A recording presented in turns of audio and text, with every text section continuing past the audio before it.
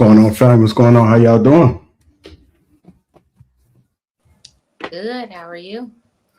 Doing wonderful. Good to see y'all. Good to see you. Welcome to Lapeef. Let's talk, man. Let's see who we got on the show as of right now. I got a few more people dropping through. But we got Miss Ty from the Shy. Pretty intellectual. Willie M. F. Beeman. True Table. Boheme. Michelle Diaz. Trigger Mike. Me and myself. Peep JR. Welcome to the Thursday show. Glad to see y'all, man. How y'all doing? Again. Doing good. Okay. So Good. true.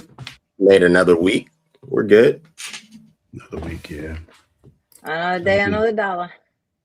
Another day, another dollar like that. What's going on? Eugene Steele's in the chat. He says, hi, Lapeef, hi, panel, hi, chat. You also got Edward Gilbert, Jordan World. What else we got? Fishing the Fit, always the first one in the building. Ree, Foin, Jeff, 3. Got a lot going on their name, but says, hey, as you guys come in, hit that like button. Also, make sure you subscribe to the channel. So you guys got the compliments rolling in the back. Ladies are looking lovely per usual. So good to see you guys showing up and showing out. If you catch us on the replay, hit the like button. Also, make sure you subscribe as well. We do have an excellent show here for you guys tonight. I'm looking forward to this discussion. I'd like to get a little bit serious Thursday. No trending topics, but seeing how we can contribute some value for you guys that's watching, even on the panel. Some of y'all learn some things. Some of y'all take notes throughout the show. Never cease to amaze me. Stay home, end up broke. Career is her insurance. That's the main topic. Some of the people were confused about it, but we're going to get into it and make it do what it do. Yeah, all right, Ty? Okay. Kind of like you've been crying a little bit. No, that's what I was looking at. Like, why my eyes look like that? It's just my glasses. Nothing over there, so I don't know what's going on over there. All right. I think I ran across a video where they had a little sign if you was in trouble or something. I don't know if it's something like this. Okay, so just do that and just put that up in the middle of the show or something if you need us to call 911 or something. Anyhow, got Casey. She about to ready to pull up right now, so we'll try to stall for a little bit for Casey. Hope you guys are staying warm and staying safe out there if you are in that weather that's supposed to be coming. I went to the grocery store and first time I seen a lot of things off the shelf. So, these folks must be scared that they're gonna be without some power, or at least not going out for a few days. So that was kind of a little scary to see. Couldn't find what I was looking for. I opened up the freezer and I had to yell back there. He said, all you see is all we got. So I was disappointed, but we got a little bit more time tomorrow to try to recoup some things that I didn't get today. Holden said, where's JR? I know where JR is. He should be on the panel shortly. 8 to 12 in Philly this weekend. Yeah. Oh, hell, it's going to be some fireworks tonight. On the projector will be some fireworks. I think we got civilized panel tonight. I don't see nobody going at it. At least not yet. Who said that? I did. Michelle? Yep. Okay, I'm choosing violence already. I wasn't expecting that. My first time kind of hearing you, so caught me off guard a little bit. What's going on, Miss Pearl? Happy belated birthday to Miss Pearl, y'all. Hey, y'all. Thank you. What are we talking about? Pearl just turned 27, y'all. 27. I sure did. Yeah. With 14 years experience. There you go. There you go. We're talking about stay home, end up broke. Career is her insurance. We're talking about tonight. Casey about to pull up too. So I'll go ahead and start it. I'll kick it off, man. Let's go ahead and get to it. We'll just have to bring Casey in on the back end. You good with that topic, Pearl? You know, I'm good in all areas. Okay. All right. Who was that just dropped? Michelle. But I had a struggle straight up here. She said something in the back.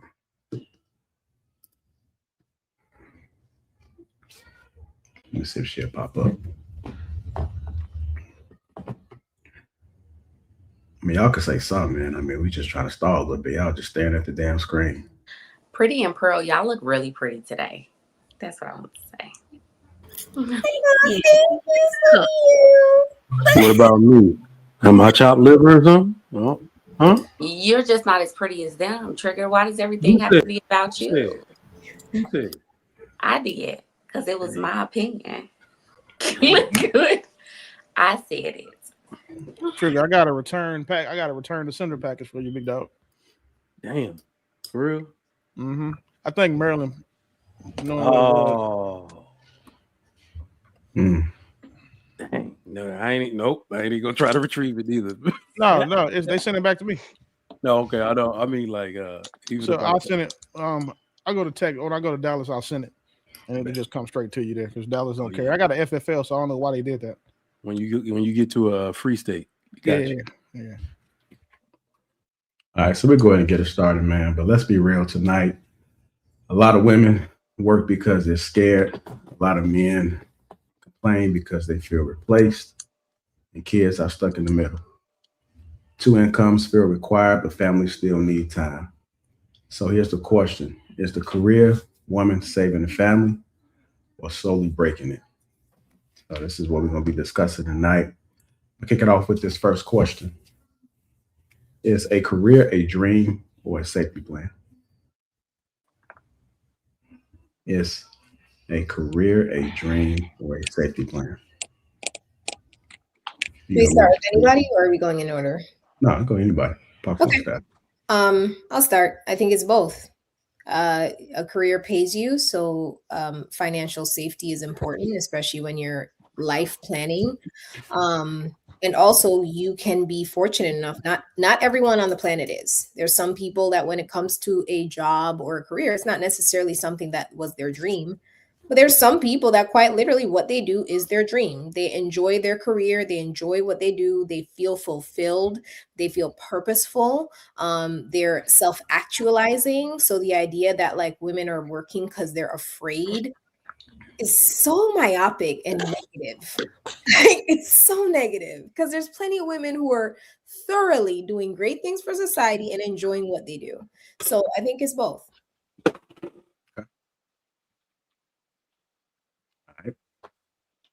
Go ahead, Trigger. Let me get a medal in. I ain't want to filibuster. I'm gonna take up all the time. No, but I'm actually thinking though.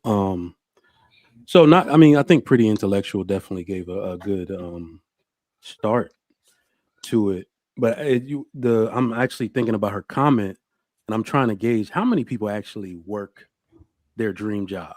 I mean, not you, Bose. Put your damn hand down. I just mean it's very few people, and as a matter of fact, I realized that a lot of people, once something becomes laborious and it starts interfering with the things that actually bring you fulfillment in life. And I'm actually speaking to women because I don't want men to be a part of this conversation at all. And the reason I say that is because we know better than anybody that you are sacrificing at that job for the benefit of other people. So this question should never be posed to men, ever, because we know we don't like our job. and in fact, we do the labor jobs and stuff that nobody woke up and said, I'm going to be laying tar on a roof. That's nobody's dream, if we're going to be honest. Okay, so he's doing it so he can put food on the table for the family and do the things that bring him actual fulfillment, which is providing for those people that he loves most. When I think about this in a sense of, women, it's that I think women are the ones that will transform. It's like, I can remember all the women out of college, like, the ratio was crazy. Graduation, it was mostly all women, you know what I mean? And everybody was really excited to get into their career. And Facebook and social media gave us the ability to see what people's thoughts were. And those thoughts changed over time. From 25 to 30, there were a certain type of message they were putting up, status they were putting up. From 30 to 35, it was a different type of status. Now we're about to turn 40. The game has completely changed, right? Everybody's done with the BS, right? So I work too much. I want a man to take care of me, all that type of stuff. So I really think this is a question about what inspires this change in women. I think it's completely natural. The market is not men versus women. It's everybody else versus women with children. Once a woman has children, her whole worldview kind of changes, right? So I really think that, maybe that's a bigger part of the conversation. Like, where does it change from dream to being cumbersome, for women? But I want to explore that topic, and I want to hear other people's thoughts as well. So I won't monopolize. I want to hit on a few things that Trigger and Pretty Intellectual stated. I do agree with Pretty Intellectual that it could be both when it comes to a career, right? Either you're going into it out of obligation because you feel like you just need to have some type of career, or you're one of those people that are good enough to actually fall into something that is your dream. But I do agree with Trigger that there is a shift, even for women that are in career fields where it is their dream and they love their job. Once you have a child, it shifts you, right?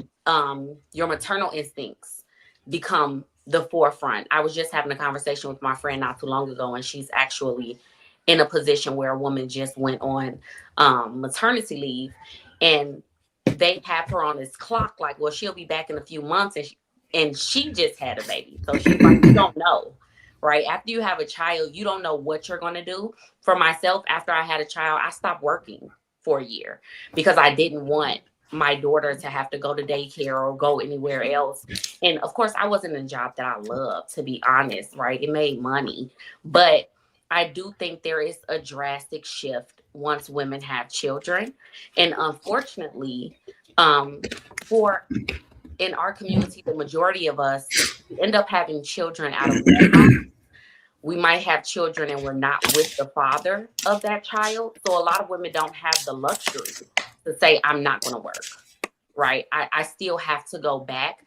So when Trigger stated that men tend to work out of obligation to take care of their families, I also think there's a shift in society nowadays with women where we also have to work out of obligation to take care of our families, because a lot of us are in situations where if we don't, who will? And if you don't want to just lean on the government, if you're not that type of person, you're going to get out there and you're going to do it yourself, right? No matter how hard it is or how much you don't like the position. Mm-hmm. Okay. All right. Go ahead, Michelle. What are your thoughts, ma'am? Well, I do have to agree when it comes to us having children. Like I was a young mom. I married right after high school. I was fortunate enough that my husband was the breadwinner, and I continued to go to college. And then I graduated college, and then we agreed on having children, and I was able to stay home with my kids. But that was the agreement that I was first going to finish my college career. So that way I could have something to fall back on in the event that he, lost the ability to continue to be the breadwinner. We have something to fall back on. So when my kids were old enough, I decided to go to the workforce, and unfortunately, he passed away. And that allows me to continue to provide, but the whole dynamic of my household changed because I was not used to taking my kids to daycare. I would just go do my thing, come home, and then be a wife and a mom. I would just go to school in the morning when my kids were in school. And all of a sudden, now, not that I just lost my husband, the sole provider of the household, now I have to learn how to put my kids on daycare. I had to go to work, maintain a household. I never paid a bill in my house. So all that was new to me, and I had to learn like quick because bills don't wait on nobody. And I don't even know how much my cable bill was. So it was definitely a shift. I had to sacrifice time with my kids, and I couldn't go into the field that I graduated for because we know how it goes. You go to school, but then you graduate and then nobody wants to hire you because you don't have experience. But if nobody hire you, how are you going to get the experience? So I had to go into a field that, first of all, I didn't like. nor that I have any experience, but I was the first job available. So I have to sacrifice the commodity of, being at home with my kids and working a job that I didn't like, but I needed to provide. So it is not just the men who go through these things. Okay. All right. Go ahead, True. Is this question posed to where we're talking about people, or is it emphasizing on women? Emphasizing about women. Okay. I just wanted to be clear. Yeah, I don't think a career is a dream. I think that there are very few people who may carry out their work and dream, and it transitions into a career.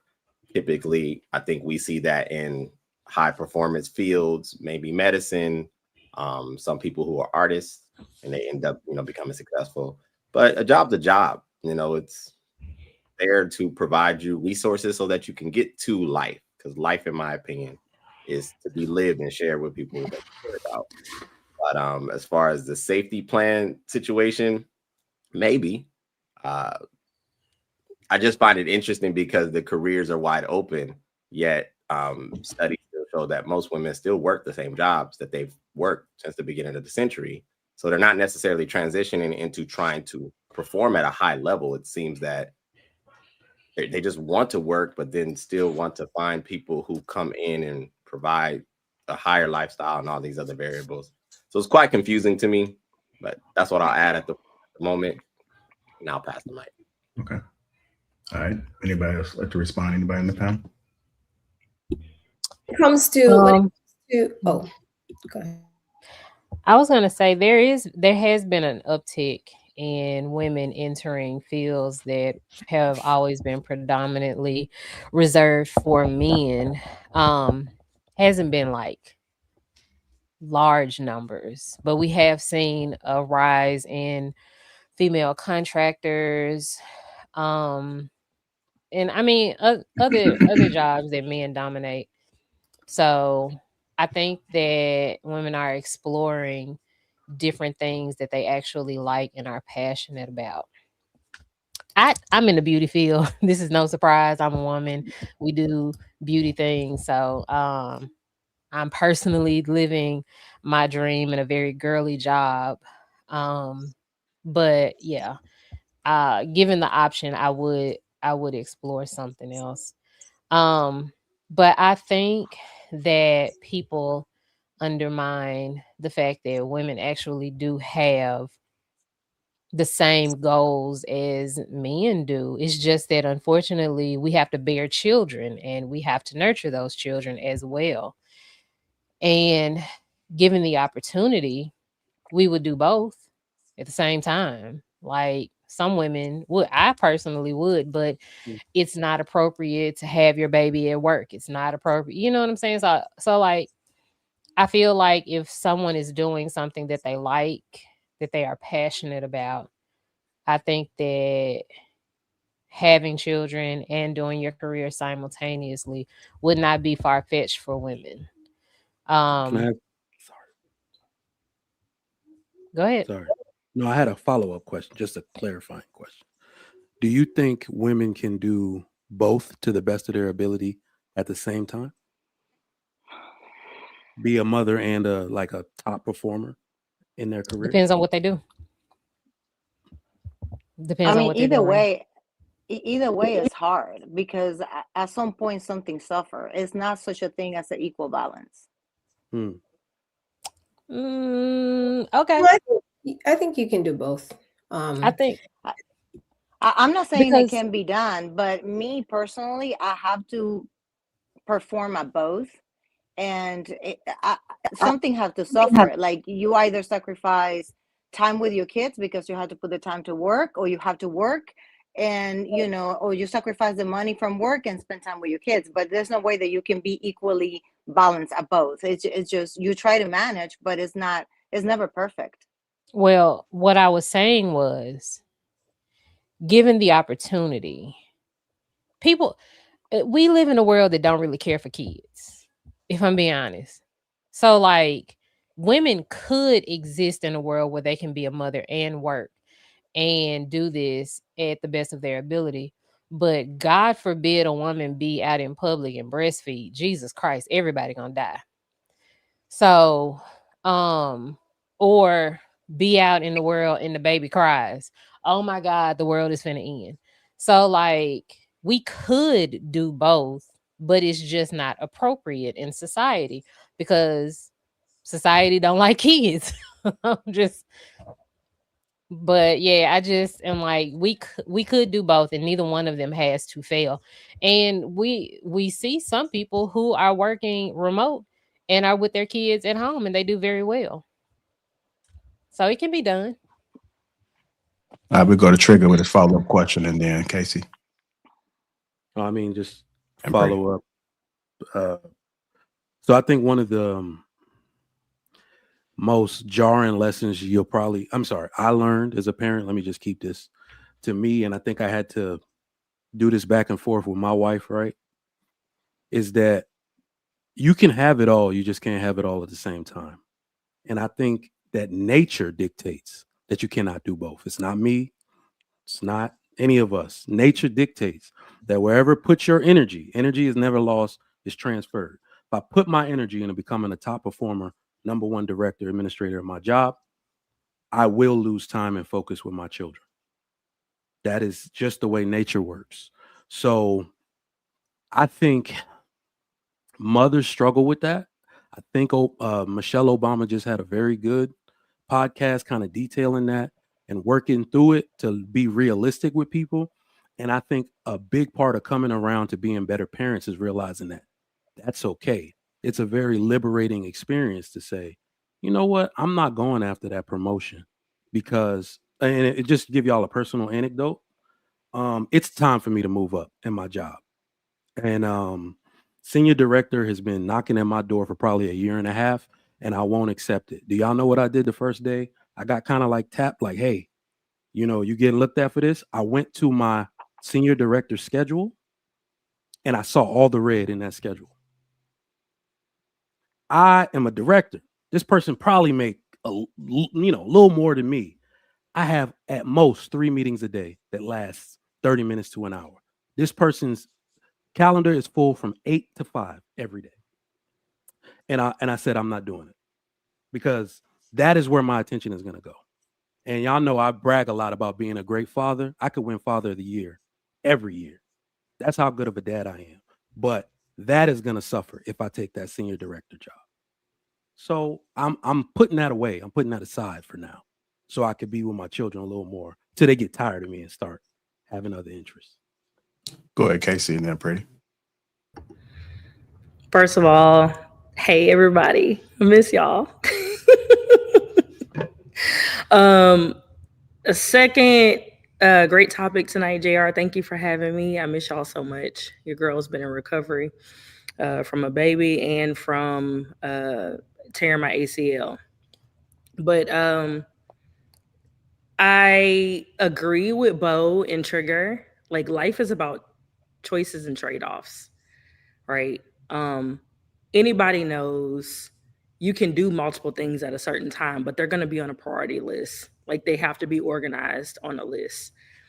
I believe in women being able to work if they want to, staying at home if they want to, and if their life affords them to, right? Because every relationship, every marriage is not going to be identical. And so you have to do what works for your household. You have to do what works in alignment with your spouse and with your husband and his work and what he's doing. And so for me, it's all about timing and what works in the moment, because in life it's ebbs and flows. Like Trigger just talked about, like being in a position for another position that's going to require more of him. Okay, you have to take a step back, talk to your spouse, and then look at, okay, what does our life look like right now? What does it look like? What are the requirements? How old are our children? How is this going to work? Are you going to be able to pick up slack on this end? Are you going to be able to do more on that end? If it doesn't work for the household, then it's not going to be good for the household at that moment, and it's not going to be good for the children.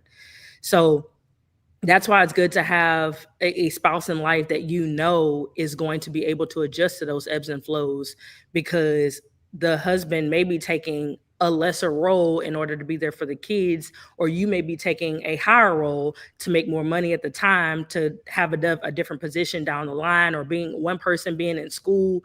It's just, it depends on the relationship and whatever time and how old the kids are and the requirement for that household to work properly. So I agree with Bo and Trig. Pretty, you there? I am. Yeah. One of the things that stands out to me is the idea that it's only going to be having to balance work and child or work and family that will cause somewhat of a rift in your life where duality will come into play. There's many points in life where you'll have to make decisions. Oftentimes your immediate family, sometimes you have to bounce between your extended family. Maybe you have an aging grandmother, right? Maybe, or you have an aging parent, you have an ill parent, you got to split. Maybe you have a hobby, you have something that's, that you're highly interested in, you're going to split. Maybe you, you're really going through something in your marriage, and now your marriage demands a little bit more attention than it typically does. You're going to split. There's going to be multiple moments in life where you will have to be a multifaceted human being who's not just solely focused on one thing. So the idea that just because you have a career, now you're just split and it's all going to be terrible, I think that's just a little bit, as I said, it's very negative, and it's not indicative of people who live full lives. Because oftentimes we're not juggling two things, we're juggling multiple all the time, every day. Wake up, go to sleep, multiple things. Sometimes your mind literally can think about 3 different thoughts at the same time. That's how much we are like juggling unconsciously, consciously all the time. So I just think like this idea that a woman will always have to sacrifice and something's going to lose. No, not necessarily. And you know what? Even if it happens, it's not going to be forever. And it's also not the end of the world. It's not the end of the world. If there's a time where you are a career woman and you're starting a business, and maybe for the first 2 years you need to buckle down and be in your business, and your spouse is going to support you during that time, that's what happens. If you're going back to school, that's what happens. When it's time for him to go back to school, you'll support him, and that's kind of how life just goes. Like I just think this sounds a little bit surface level and not really realistic to what really happens in people's lives. All right, let's go ahead and give Willie and Pearl in there. Yeah, but Go ahead, Michelle. You want to respond? Go ahead. well, yeah, it just we kind of going into the dynamic that for the most part, assuming that parent has another parent to fall back on, so they can be a team. But for the vast majority, there are more single mothers out there that have to face these challenges because I'm not saying that there are no single fathers. I'm not saying that at all. But statistically speaking, it's more a lot of single mothers out there that they have to be the supporter, and we have to multitask and manage work and and careers and household and children and ourselves. So you might not have, like, for example, myself, I had to move from Atlanta, Georgia to Arizona because of work. I needed to provide for my kids, and I came here and I didn't have a tribe to help me with my kids. I didn't have no family, I didn't have no friend, and I have 3 kids under the age of 16. And it was extremely hard. So that I have to sacrifice time with my kids, absolutely. That at times I was pulling my hair out because I had to manage mortgage and kids, and then thinking that I almost have one kid on his way to college, how I'm going to manage that, and the demands of time for me. Like, it's not just work and career. Like, how do I take care of me so I can provide for them, because I cannot give a stable household and a good home to my kids if I'm not mentally stable. And men have the ability to compartmentalize and shift from one thing at a time. Our brain is wired like a spaghetti bowl, so we thinking a million things at once. So to keep our sanity, to be able to also raise kids and fulfill the demand for work, it takes a lot, and on us. All right. Go ahead, Willie, then Pearl. For me, it's a mathematical simplicity. There's 24 hours in a day, You can only prioritize things within that 24 hours. If you're working 8 hours, the average commute for people who don't work remote is 37 minutes. So we'll just say that's 10 hours a day you're spending at work, not including the time it takes you to get ready, not including the time it takes you to unwind. So now you're down to 14 hours. Most people try to sleep 6 to 8 hours a day. So you're at 20 hours right now. So you have to do the math. You're at 20 hours. Excuse me. You're at 16 hours. If you have a family, a career, and children, it is not possible to prioritize those equally. It is almost impossible to do so. And when women prioritize their careers in any way, they're already out of order. So to prioritize a career for women that have to, that's just a necessity they have. They're single mothers. And by single mothers just means they're mothers who aren't married and don't have a husband. Not that they're raising children alone, because there's a difference. There's nothing, it's almost just, 2 + 2 is 4 simple. A woman can't prioritize all of these things, and then given her lifespan, we see what happens when women prioritize their careers first and family second. They end up 35, 40 years old trying to start a family. Or they end up having a family early, and then hopefully the goal is to stay married and maintain that family. But you can't, if a woman is prioritizing her career, her family and her children are going to have to take the back seat to that, which is unfortunate. But it also explains why some of the statistics that we have for women and their children are what they are. Go ahead, Pearl. I think everybody made great points. For me, outside of it being choices, it's like the system in itself. Because if we really get deep with the conversation and we don't want women to have the career mindset, then we would need to be married once we got out of high school. It really wouldn't be beneficial for us to go to college, because then that means we're now career driven. Why am I going and putting in this time and this work and this energy, even into a trade, if I'm going to then go be married to a man and not even use it? So I think one needs to ask themselves the real question, like, what do you want out of life? And then not that, are you willing to accept the sacrifices that come with that? Because you really can't have both. This is what we're all saying. It sounds good, but something's going to suffer. Even if you looked at it like, if I'm a teacher, like I have off, my kids have off, but then if I wanted to do something else for myself, it's a little difficult. Or if I'm doing teacher award ceremonies and things like that, I can't attend my kids. So again, it's all subjective based, but it gets individualized when you just ask the individual again, what do you want? And again, are you willing to sacrifice? Because you're not going to be able to have it all. You're not going to be able to have your way every day. Like it's just unrealistic. But good luck you. I land. Can I add something? If the goal is to have like a successful career, a happy husband, and well-rounded, emotionally mature, supported children, you're never going to get all three of those if you prioritize a career. If anything, a woman who goes to college and works, she works until it's time for her to start a family. Then she prioritizes her family. Mm-hmm. But if a woman gets married and then still continues to prioritize her career, she's not putting the thing that's providing for her, that's, the person above her, she's not prioritizing him above her purpose. She's not prioritizing her purpose above that career. She's a wife now. So I understand the economy that we live in. We have to, most people can't afford to support a household off of one income. But I would say that number would be a lot more attainable if people just start living within their means. Single people tend to live at their means. That's why the majority of people who in America live in paycheck to paycheck. The majority of people in America don't have 1 month's bills saved in savings. The majority of people in America don't have $600 saved. So to think that you could ever convince women to not prioritize careers is going to be difficult, because again, the question for the night is, are careers insurance for women? No. Today's days, marriage is insurance for women. Marriage is the backup plan.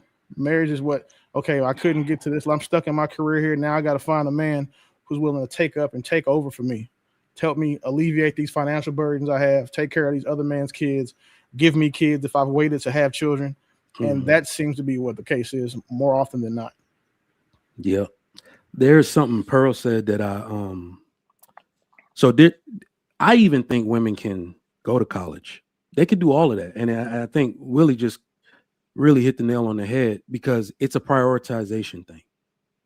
I don't know if y'all know I'm not a liberal by any means, but I find the story of Nancy Pelosi fascinating. This woman was once the most powerful female politician in the world, in my opinion.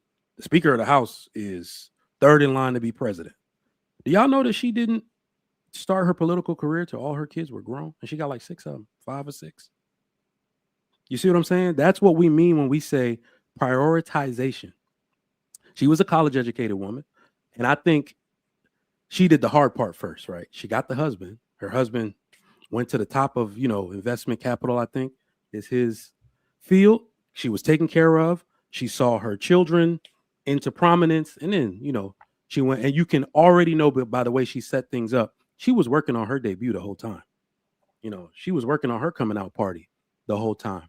But Ms. Pearl, what you said, I think they can go to college if they are willing to prioritize children when they come. But I think another important part that we're missing, I don't agree with that stat that you can't take care of a family on one income, because I live in the Houston area and these Mexicans doing it every day.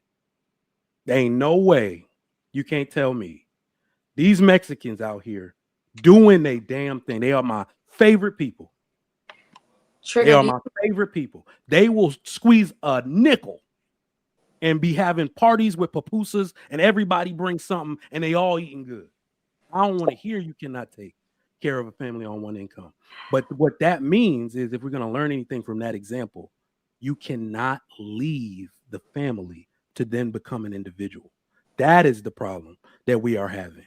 When a woman has children, you are supposed to be able to call on your mother, your aunts, your sisters, whatever you need to step in for you, because the reality is women have always worked. How were our clothes made in the past? The women made them.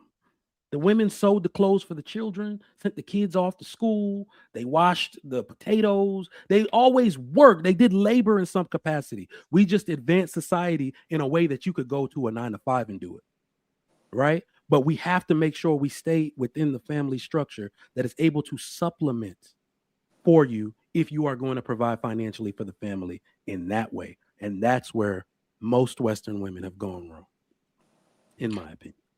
Trigger, I agree with you to a certain extent, right? I don't think that the example you gave of the one income household, as far as a particular group of people and them surviving off of that, I think is very much so a community. The difference, like you stated, is that they have family, they have community, and all of them will live together.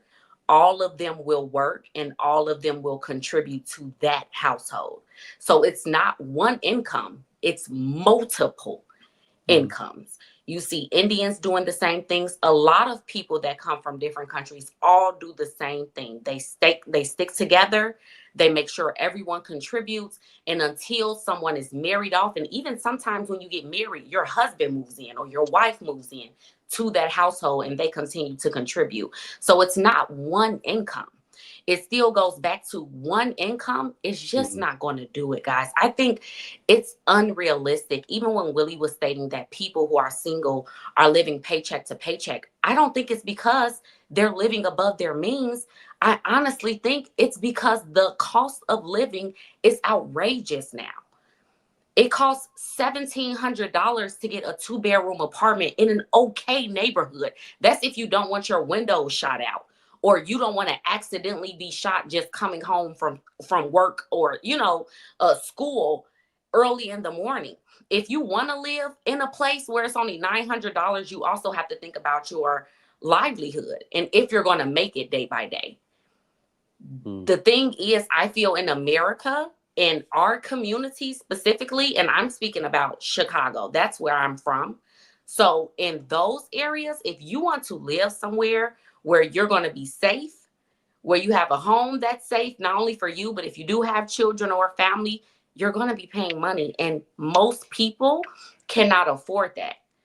Yeah. Most people's income, they aren't making enough to really survive off of one income. We need multiple incomes. Yes, there has to be sacrifices. And I don't think in, society today, every woman has to go for the top job in order for us to make it. But the idea that we can really just push through on one income and still live, a comfortable, regular life. I'm not even talking about in luxury, going on trips or nothing, just living comfortably.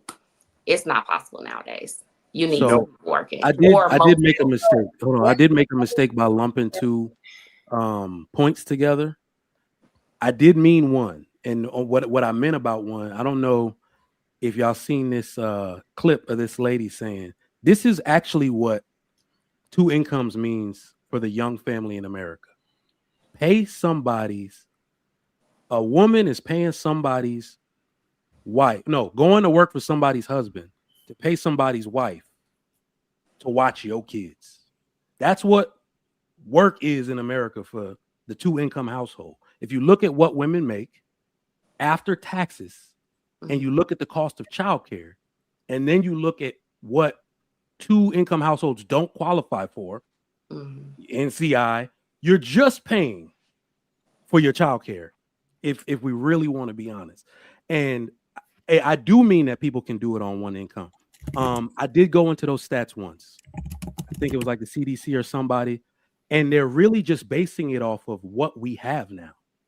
So yes, I know people call it struggle love, but I'm remote. If I really want to be honest, we can have one car in this crib. It ain't never gonna happen, but we can have one car. I work remote, right? And the reason I gave the example of the Mexicans is because when I was teaching nights at the community college, I was inspired because they get married young.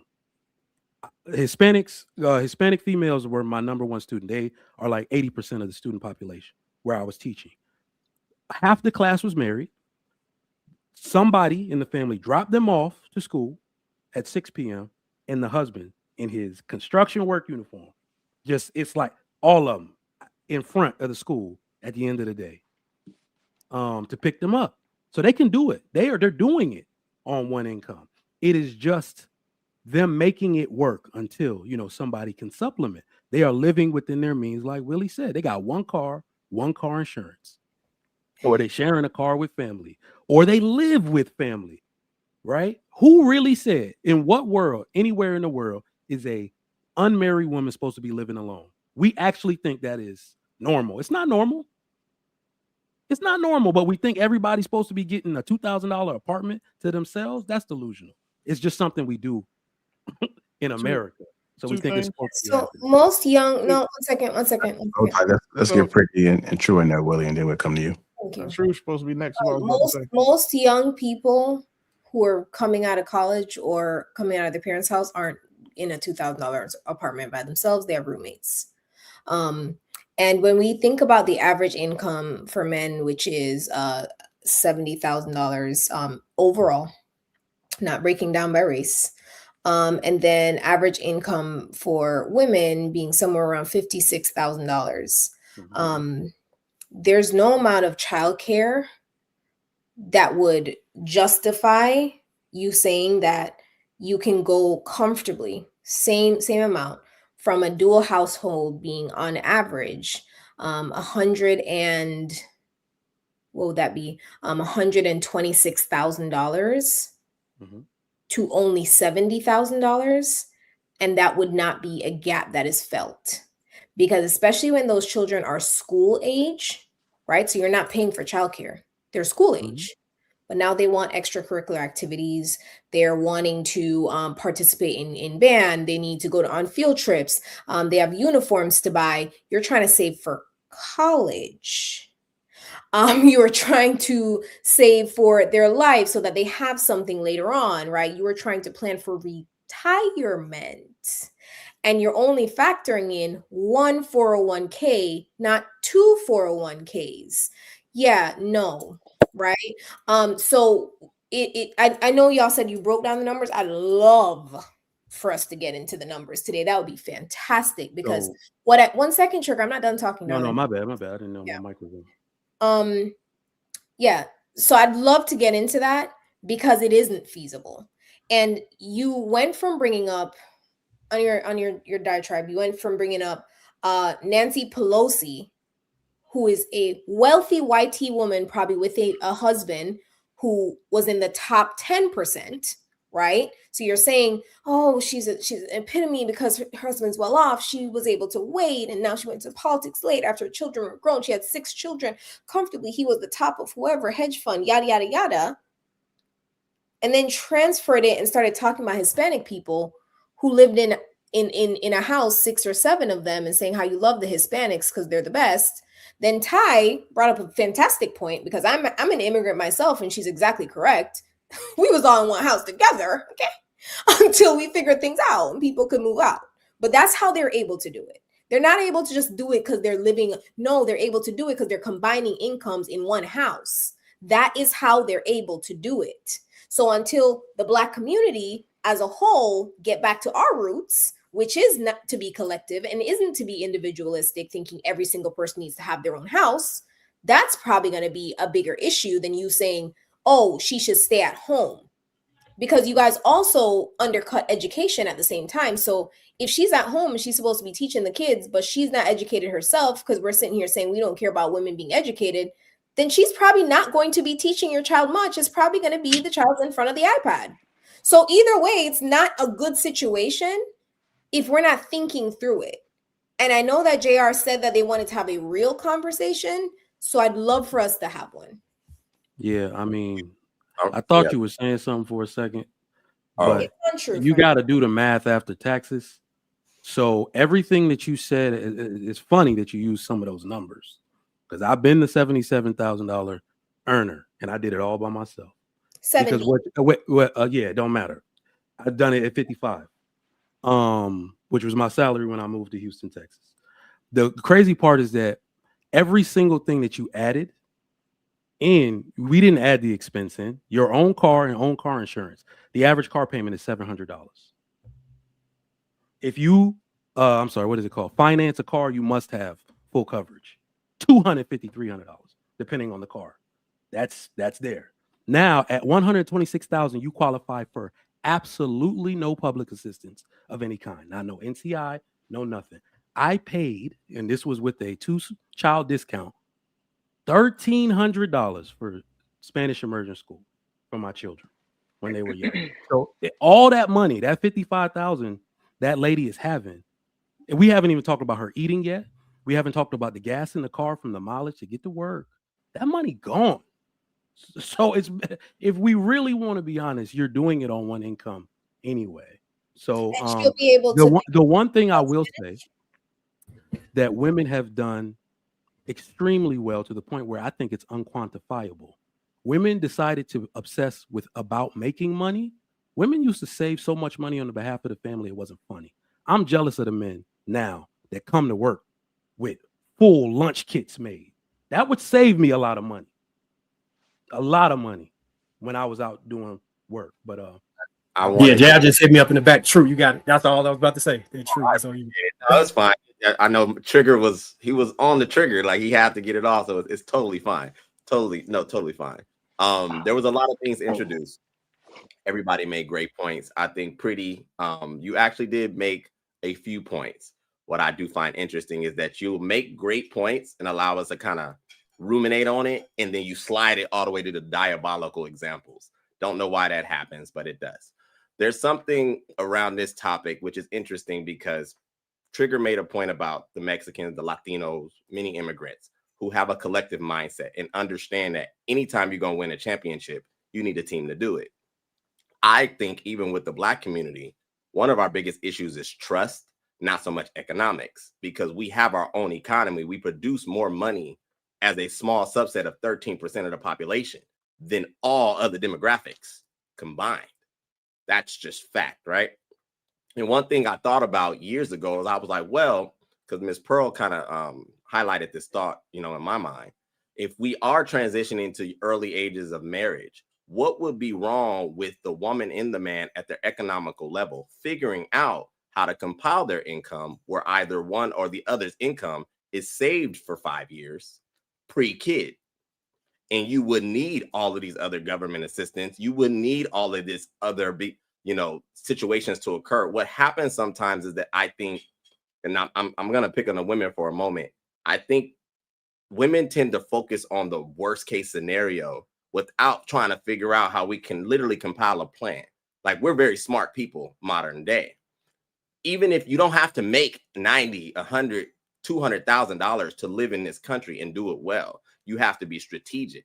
And sometimes I think we have our group of people, maybe even women, maybe even men, want to go from zero to having it all with no planning, no strategy. That just is not how that works. Most of us come from broken homes. Most of us come from lacking any like lineage, or like you said, Nancy Pelosi, she may have had a wealth. I haven't researched the lady, but numbers are numbers. That's why I like my boy Willie too. If you were graduating college as a young lady, let's say you make your 38,000, 40,000, and you just so happen to find a young man who makes 50,000, 60,000. What would be wrong with you stacking your income for 5 years and living off of his for 5 years? That would create economic growth in any equation. You could invest, you can strategize pre-kid, but that's not what happens. And the issue is that I think our community wants to live like the Joneses and don't know no Joneses. You just want to graduate to doing everything. That's not how that works. Every position in life is going to require some level of sacrifice, some level of planning. And until we get past the emotional side of this thing, until we can figure out how to really trust each other, because what those families do have, they don't always like each other. They don't always get along, but they have a goal. We don't have that. Our issue is we get bent out of shape because somebody want to listen to the TV too loud, or somebody eat somebody's snacks, and now I can't talk to that person. Little trivial, stupid crap. The community needs to grow up and do better, because it's really just a numbers game, and it's not going to get no cheaper, and they're not going to regress on the prices. So we need to figure something out. And I'll land. Yeah, it's on you, Willie. And then answer from there. So I said that the majority of people are living above their means, and then there's pushback saying that's because you can't say that because cost of living is so high. Cost of living is why people are living above their means. Those two things go hand in hand. The one is the why, the other is the what. They are related. If cost of living wasn't so high, fewer people would be living above their means. And that just goes to say that, like Trigger's point, some people want a $2,000 apartment. Everybody wants to live in a high rise. And it's not, the black people don't have it's not an issue of simply not having community. It's just that in large, black people are the most financially illiterate group of people in America. And we refuse to sacrifice things. Like we say, well, kids need this. No, kids don't need to go on trips. Kids don't need things. Kids want things, and we prioritize our needs and wants as equally. Women tend to. One of the things that I enjoy about these conversations is how there's always someone that'll make the disparity or make the dispersion about women earning less because whatever, like as if the wage gap hasn't been debunked already, and we understand why there is a wage gap between what women earn and what men earn. And I will say both on average earn what they deserve. If we ever thought that there was a way to get people out of these situations, get people who aren't living check to check, it's not going to come with making more money. There are people on my payroll. My average employee salary is $160,000 a year. Of the 50 employees that I have on my payroll, 42 of them are in a program that I offer where they can borrow against their next paycheck. So it's basically as if they're giving themselves a cash advance on their next paycheck. And mind you, if the average is 160, you can understand what the high would probably be with the 50 people. Knowing that to be true, I understand now. Like, I didn't believe it when people said if you make over 100K, like 70% of those people are still living check to check. Like it's not the money that helps these things. It's the financial literacy and discipline that will help these things. And that is the biggest thing that our community lacks. As a group, black people spend more money a year than, or the amount of money that black people spend would make them the 19th largest country in the world. Black people spend more money than the gross domestic product of Russia. 15th. It's cool. It's changed. Okay. Yeah. than Russia. So for that to be true, how much of that money could we not spend, or do we spend on bullshit? Ladies, I'll give y'all spend a lot of money on beauty and clothes and bullshit, like the stuff you have doesn't work. Fellas, we spend a lot of money on cars, drinking, partying, and for me and Trigger, guns. So there are cuts that can be made on both sides. The problem is that no one is just willing to make them. Everybody thinks that, okay, instead of having to be disciplined with my money, I just need to go make more. And then that's how lifestyle creep happens. You start off, like Trigger said, making 50. Now he's making 150. One thing you could say about Trigger, he's managed his lifestyle creep. He doesn't live off of 150,000 or his top salary a year. And that's something that most people just are not capable of, because when we were little, we were raised from a mindset of like I want that. Everybody was little and saw, you know what, I want a Lamborghini when I grow up. I want this car when I grow up. Girls, y'all saw, y'all want this bag, or y'all wanted to take this trip, whatever it was. And now that you're older and you have adult money, you feel like, you know what, I got to go sate that child's need inside of me. And then, you know what, it doesn't matter. I got to put on a credit card with, 23% interest and just make, $50 above minimum for 3 years to pay for a trip. And then we end up getting 2 or 3 trips in. Now we're, in $30,000 in credit card debt. So if we increase the discipline and the willingness to sacrifice, and then the financial literacy, and those three, though, like that triad, I think we solve the majority of problems that Black people have in America. Man, what a word. And it all starts. Turn the mic. I mean, we do have to understand that, demand create inflation. Michelle, it's both. It's both. And then you can hop in there So too, if Michelle. we start the consuming on unnecessary things, then definitely, Michelle. Hey, sweetheart. She was up next in the line. It's me. It's me. We're gonna come right to you in a second, Michelle. She was next in the line. Now I agree with all of the things. I'm in the beauty industry. I can definitely say ladies are spending on average $200 on their nails. That's not feet. That's just nails. So that's the average ticket. I'm that good. However, but I think that we bring up other ethnicities too quick when we're talking about Black families, because we don't value multi-generational households. It's literally the Western way. Now, other ethnicities have let go of a lot of their, or relaxed on a lot of their traditions. But that's one thing that they have not relaxed on. A man does not want another man in his house. A man doesn't even want his mother-in-law in the house. They don't want these people under their roofs, even though those people come with income and resources, and they can also be the way that your kids don't have to go to daycare. So there are ways. This is how it used to happen. Daycare did not used to be a thing like it is today, because we had multi-generational households. People were kicking in. They saved money in this way. And because men are so proud, and men do not want other people under their roofs, and it has become a thing, not just for men, but largely, men are not interested in other people being in their households. But Western people, Black and white, are not interested in parents, uncles, aunts, like multi-generational households. They're not interested in that. That can be the way for a lot of us if we just did that. We have these huge houses for absolutely no reason. There are couples, 2 people, no children, that have like a 5-bedroom household. Nobody else there. They just paying a lot of money for absolutely no reason.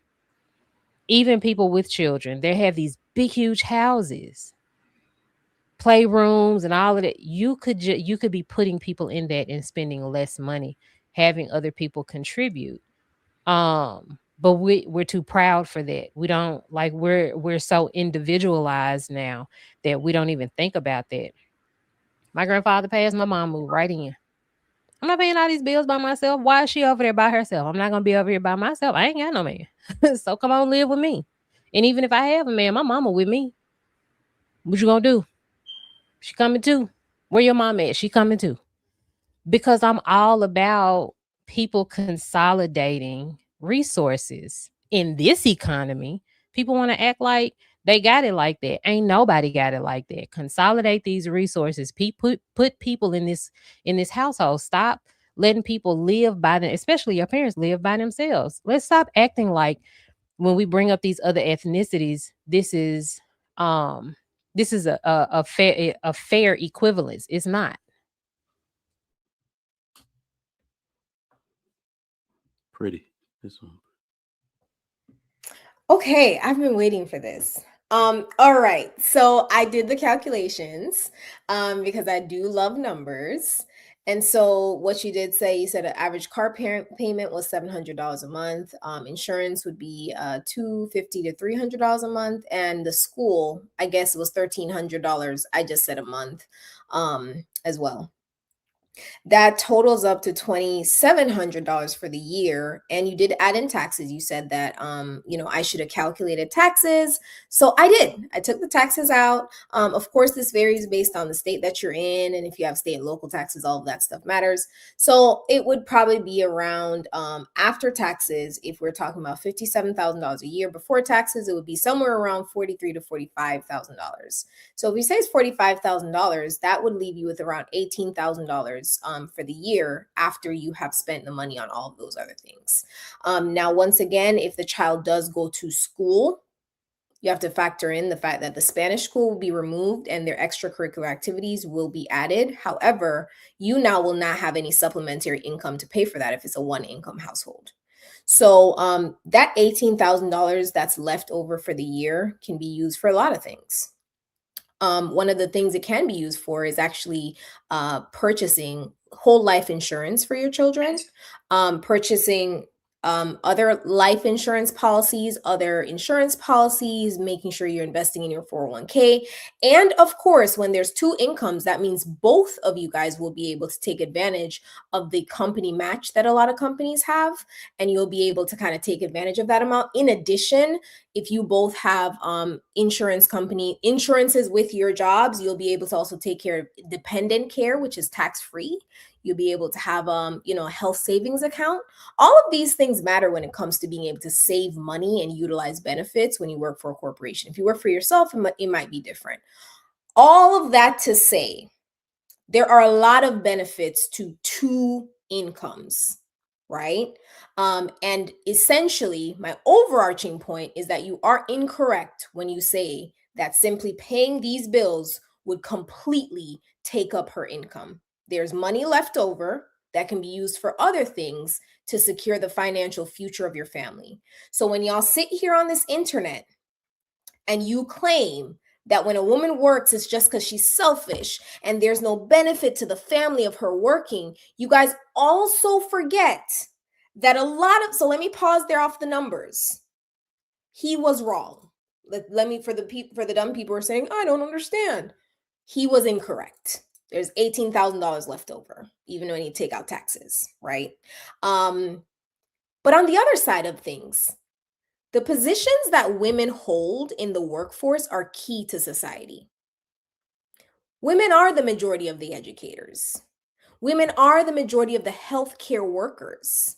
So if you're saying women leave the workforce, your hospitals are shut down, okay? Your schools are shut down. Their social services completely depleted. Women hold key roles, and a lot of them are in service positions that people need to survive. So I need y'all to stop playing on women's tops and acting like we're just out here twiddling our thumbs when we go to work. Michelle, it's on you. You waited for a minute. You just walked away. You there? Paige and Michelle. Okay, well, we'll flip it around. And Trigger Mike, you can go ahead and respond, and hopefully Michelle will be back by then. I got a question for everybody after that. All right, so I hope you're proud of yourself. I'm gonna just pause. You said a whole bunch of nothing again. Everything that you said, I'm not sure that you realize that we're not even against women working. This is a compartmentalizing and prioritizing. Yeah, your numbers are a bunch of nothing. You're right. No, they're not actually. You like look at the other expenditures. You did a raw data breakdown, but I said based on what you gave me. And let's just even let me not even go through all of that. The average person making 170K is living paycheck to paycheck. So everything that you said for that $18,000 to be viable means that people have to be living exactly at their means. And none of the data shows that that's true. Hair, nails, emergency funds, car breakdown, life. Let's just call it life. I'm not even against women working, but my overarching point was that at a certain time, it might save you money if the woman stayed home, especially as it pertained to those children. All right. If y'all are not aware, even in the UK, as it is in America, you kind of get penalized if one person is working. Tax from a tax standpoint. As far as public assistance is concerned, it's like a death zone if you make too much money, but it's one income and not two. But this is really a conversation of knowing the right time to get in and when to get the hell out of the workforce, right? So I like doing things on these panels now that give real examples because we're just talking, we're just going back and forth, and I'm so past being right.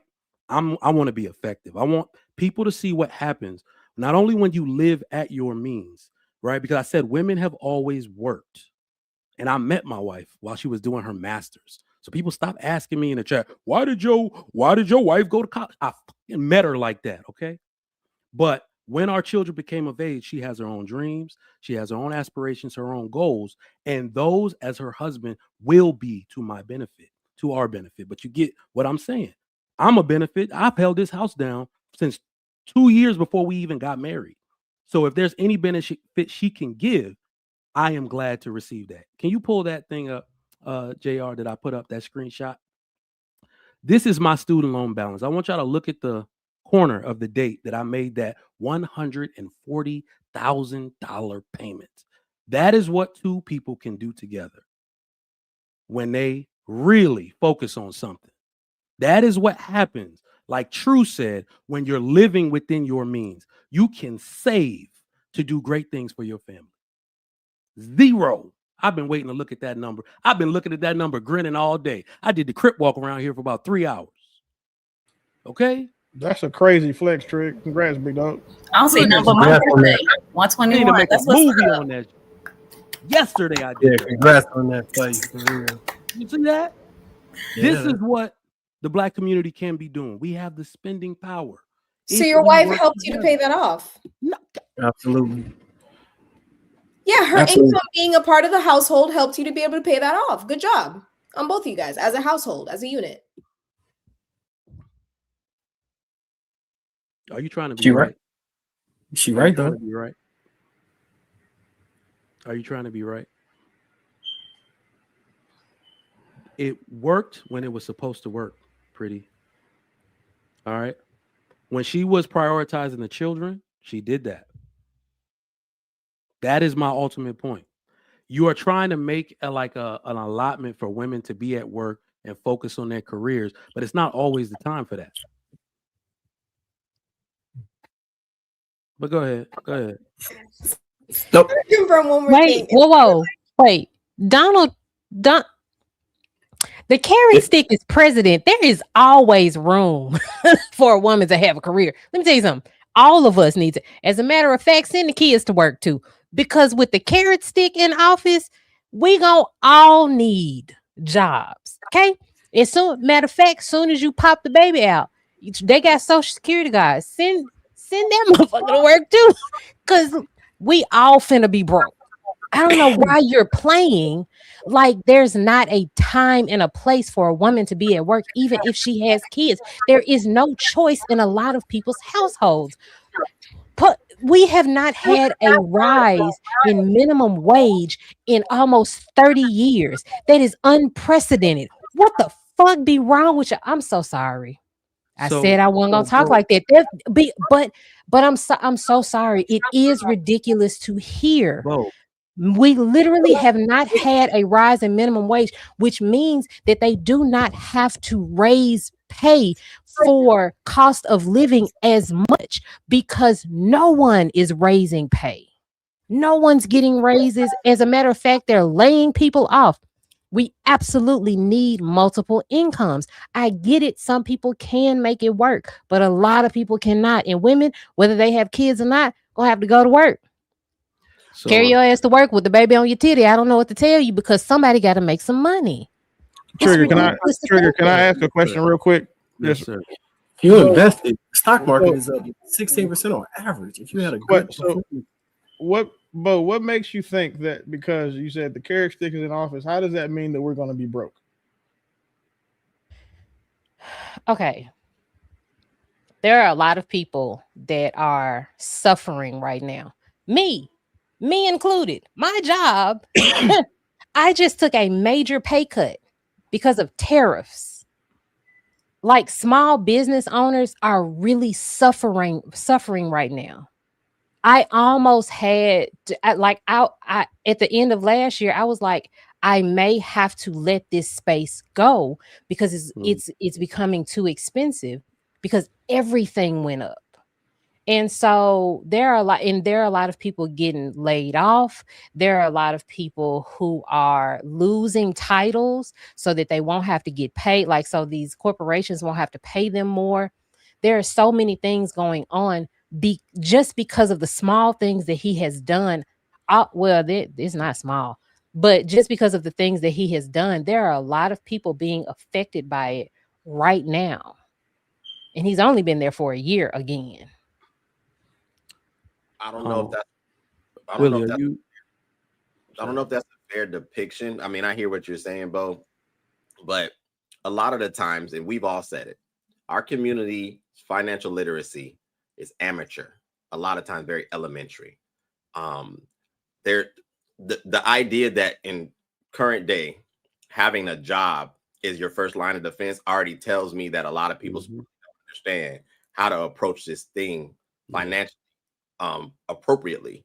Insulation is what you need. A part of insulation is having a tribe. A part of insulation is being layers deep. It's not just multiple streams of income. It's the source of the income. I used to ask people this question. Would you rather make $130,000 a year in a salary or be a business owner and make $80,000? And you'd be surprised how many people will say, oh, I want the higher salary, not understanding the taxable imprint because knowledge is not existent and where we understand how things actually work. There's not enough insulation going on to where when economic shift and so on and so forth, the sources of it is more important than just the income. And I think we're still running a very old version of how the world was and not understanding how it is now, which is why we tend to be at the forefront of the demise when these corporations trim fat or when policies shift and so on and so forth. That's just what I wanted to add, and I'll add. And true. I mean, damn, I think our brains work alike. That was my point, is that the job is not going to save you. That can change at any point. Pretty made a point about women working jobs that are essential to society, but what you're seeing through the job loss is that not all the jobs are essential as we thought. If your job can be lost that easy, they're not as essential as we thought. So those people need to be insulated way more often. So what's really happening with our society at large is that it's shrinking, right? Outside of healthcare, what job do women do that is essential to our survival? Education. Nothing. Education. No, wait, hold on. Education is essential. Hold on. I'm not going to disagree with you. K through 12 education is a social construct. If a mother stayed home and decided to homeschool her children, is that not education? Or, I'm sorry, like the people doing across the street, they do it in a co-op. Only one person's the educator and everybody else is the helpers. Is that not education? You educate in tandem with actual education, formalized education, because all brains aren't created equal. I don't know last time you checked, but we can see on and off this panel that intellectual capacity is very different. So if you're going to say every parent is to be an educator, then that means you're going to be depending on the brain span and the capacity of that specific woman that is in that house and her commitment to actually educating that child, right? And we have seen those things play out in the past. Whenever you can say that there's no standardization for education whatsoever, and that everyone just does what they want, you often find that especially conservative households, they lean into anti-intellectualism. And oftentimes anti-intellectualism is what actually helps people to become bigger sheep, right? So I guess, yeah, if you want everyone to kind of just keep doing the same thing and just fall to the wits of propaganda and just, kind of just listen to what they're told, never critically think, don't challenge a thought, sure, which a lot of people do want that. So I can understand the appeal. Yeah. But I can understand the appeal. Yeah. But I think you you're can't say catastrophizing. other than healthcare Yeah. when healthcare is an essential part of our ability to be healthy and alive. Well, So I said what I want to ask you, Trigger, is why did you say other than healthcare? What made you try to remove so I look at what I said. The 4 essential industries are farming, eating, building, infrastructure, protection, and healing, which is healthcare. I said men are represented in all 4. Women are largely represented in 1. So I'm Women are saying that represented in all 4. no, what I said, men dominate farming, 90 percentile. Construction men dominate. Protection, fighting, military, and police men dominate. Women dominate healthcare.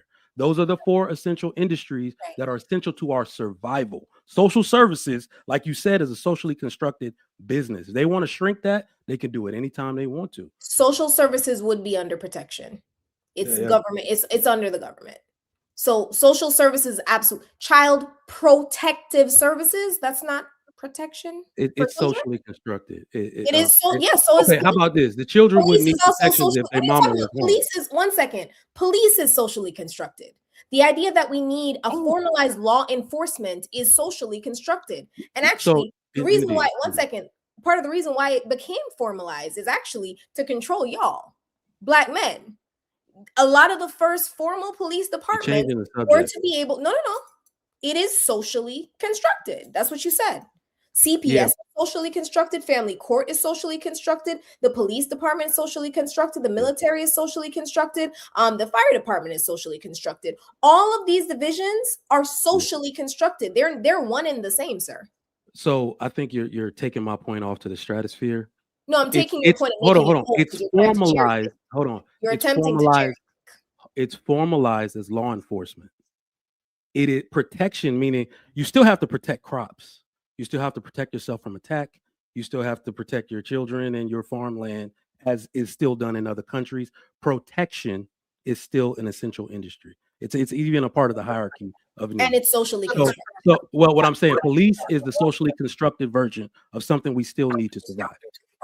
All right, I know y'all. You and Trigger Mike could go back and forth all day on this one because it seems y'all very passionate about it. Let's get Ty in there, and then after that, Casey and Ms. Pearl, and I'm gonna chime in too.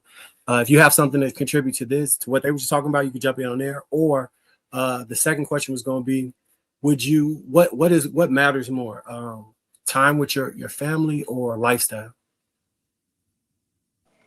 I'll chime in on what they were talking about first, and then I'll answer the question. The only thing I wanted to add, and Trigger, I agree with you on certain points, and Pretty, I actually agree with you on certain points as well. The one thing that did stick out to me, right, is you said we wouldn't need education if mothers stayed home and taught their children, like if we homeschooled our children. I feel like the greatest example we actually had of that, where we had to practice doing that, was during COVID.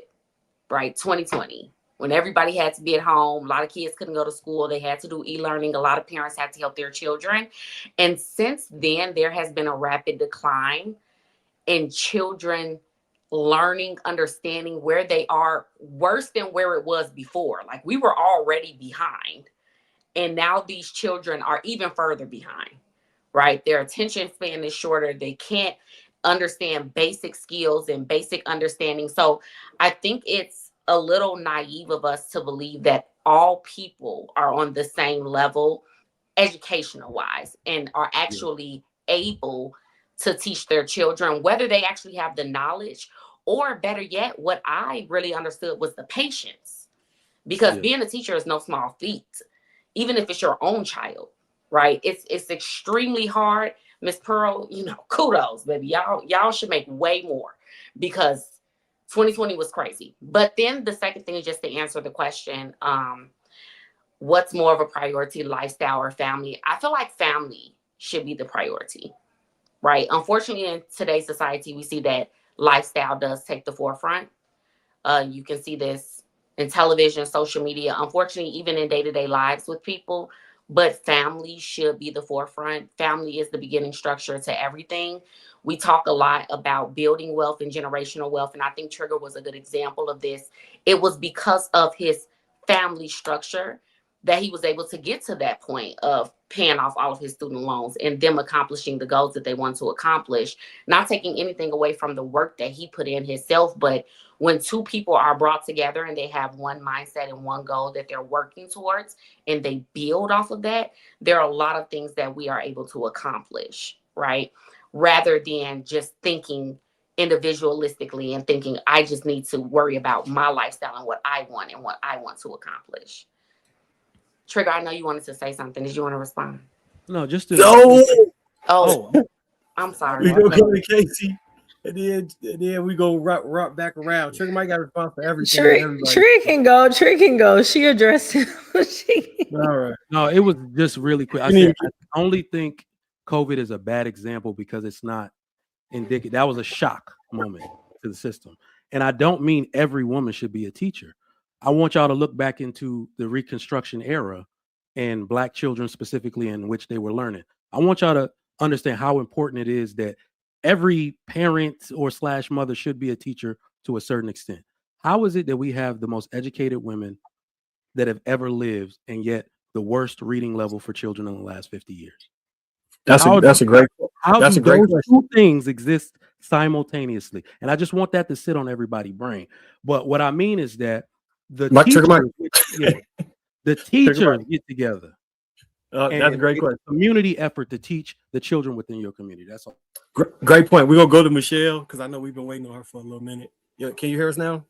Well, yeah, I had to. I'm sorry. I missed my footing over here because I was having trouble. So I had to log back out and log back in. So I'm a little bit lost right now. So give me some time to catch up and then come back. The question that we were answering, we just was getting started on this. So the question we were answering is, what's more important? Is it time with your family, or a lifestyle? Is it more important to spend that time to help teach your kids, raise them, be there for pivotal moments, or is it more important to have a certain lifestyle that you live? A specific type of car, however you interpret that. So you can go into that. Family, it have to be the main priority because material acquisition can come and go. So the time with your kids, you can only enjoy them today, as tomorrow is not guaranteed. So we have to prioritize today. That is my thought and my belief, though. Okay. Who was Miss Pearl? That was Ty. My fault. I thought Ty just went. No, it was Casey, right? It was Casey. I'll go. Yeah. Okay. What's up, bro? So for the most part, I really feel like we're agreeing to disagree, but we're really agreeing. It makes it. I'm listening to the conversation. Ty, do you understand? Like I don't understand where the disconnect is coming from, because Pretty stated what she stated, and then Trig came right behind her and talked about him and his wife paying off student loans together. Like, I'm trying to understand where the disconnect is happening, because I mean, no man in this society is going to want an uneducated woman. I think there's balance in everything, right? For women, you are your children's first teachers, point blank, period, right? Women carry on legacy, women carry on culture to the children in the community. We are the teachers. And so the imprint on a child with the mother is very, very, very heavy in comparison to a husband. And so women have to know that crown, yeah, it may be heavy, but it is one that comes with lots of glory and lots of praise in the back end. Because I mean, when we get our children out and we're out in public and my kids are doing X, Y, and Z, our 4-year-old, my husband's the first to say, "Oh, that's my wife." Like, because he knows my first priority is to pour into our children and carry on with the standard that our family is going to be, right? In school, out of school, in daycare, out of daycare, whatever the situation is, the children have to be fed intellectually at home. They have to be, because that's our role within the community and within our household. And so I think women have to understand that first is what our role is within the family. But as far as working, women work in society. I'm not understanding. There's people I know at all different all different financial levels, and women are working at all different financial levels, right? My OB is a working woman with 3 children, right? 3 small children under 7. Completely all about her family. She just all about her husband, but she's working. I mean, people are working, right? And that's not to say that, okay, of course she went to school to be an OBGYN, but there's women at different levels, and you have to work with what goes with your family and what your family requires. If you can make it work within your household, then you make it work. But yes, women should put their family and their children as the first priority. If that means working 2 days a week, or 3 days a week and not 7, and being there. If that means whatever, being able to adjust and not making your career that first priority, it will show. You know who puts their children first. You're able to see that between working women. You're able to see your child is going to shine or not shine based on what they're getting at home. They're going to have discipline. They're going to have knowledge. They're going to have faith based on what they're getting at home. It's not going to be with the school. It's not going to be with friends. It's going to be what they're getting at home. And you can see based on how that family is functioning. And you can also see how a husband and a wife are aligned. You can see how they operate. You're able to see within friend groups who's running the show and who's calling the shots, or if there's actually alignment within their household and how things are going. If everybody's doing their own thing, you're able to see those things. So I think we have to be a little bit more realistic. I think there's a lot of disingenuous points being made that's not really what's going on in today's society. People are working, but you can see who's prioritizing what and when in their household. My mother stayed at home till I was 12 years old, and then she went into the workforce. So you do what works for your family and what works for your household. Yeah, that's a fact. I think for me, I'm gonna jump in and answer this too. I've always, because of losing my father young, I always valued the relationship that you can have with a parent if they're around. So I vowed to myself when I had kids that I was gonna like prioritize that and make that like my number one goal. So that's why I waited so long, and I set things in play to have them intentionally. And then we lived off. We stored one complete income. So when it was time, we just like been at home chilling. I've been with my kids since my daughter was 2, and all of their entire life. We've been raising them together in the house. It's been sweet. And the way interest works, to what True was saying, like it's been replacing the money spent from the previous year. As long as I don't go out here and start trying to ball out. Casey, I play them games, but I stopped playing them when we had kids. So. But now, I keep that shit light and just do what's best for the family, but prioritize that. And I feel it's hard to describe. It's cathartic and healing to be able to see your kids in their innocence grow into who they are, and talk to them every day and be around every day. Yeah, I definitely appreciate this because I get to make up for some of the stuff that I wasn't able to go through due to the loss. And if I did pass, then they already got it from me, at least at this point. So that's how I prioritize it. So I know some people, they view things differently, but that's my insight. Bo, there you go.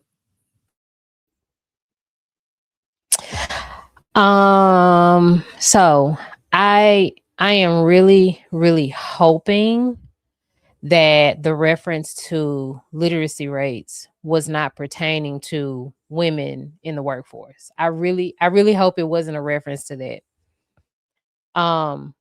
Because that has zero to do with the literacy rates.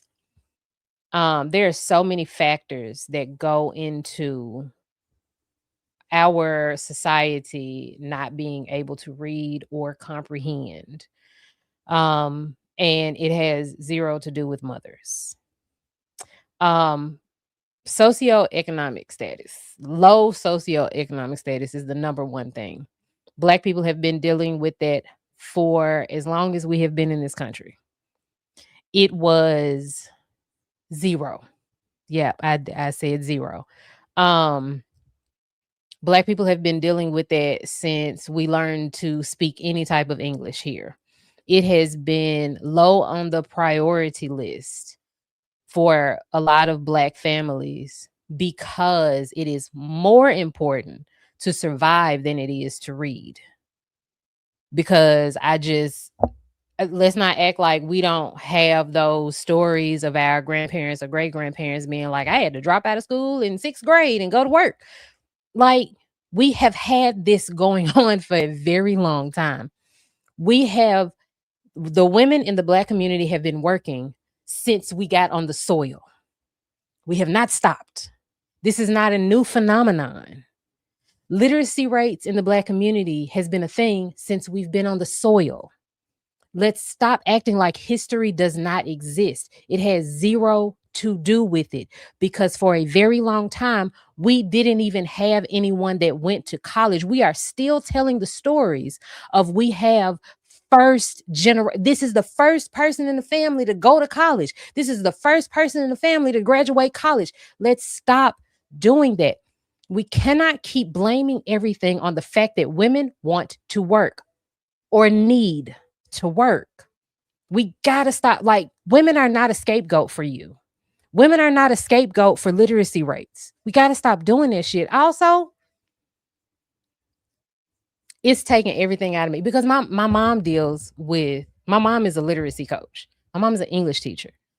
I've heard this all my life. I've seen the people and where they come from and the fact that they can't read, write, or anything. They can make it through life. They could do well enough. But women are not a scapegoat. Also, everyone with a dick, please hear me. You can take your ass and sit at the table and teach your kids how to read too. You can take your ass to the school board meeting also and tell them people what kind of curriculum you want your kids to learn.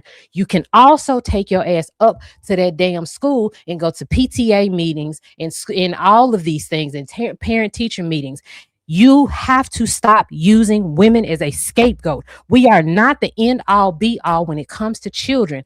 Everybody with a dick, please hear my message. You are also a parent. You are also a parent. You have responsibilities to your children and their literacy rates as well. Please stop using women as an excuse.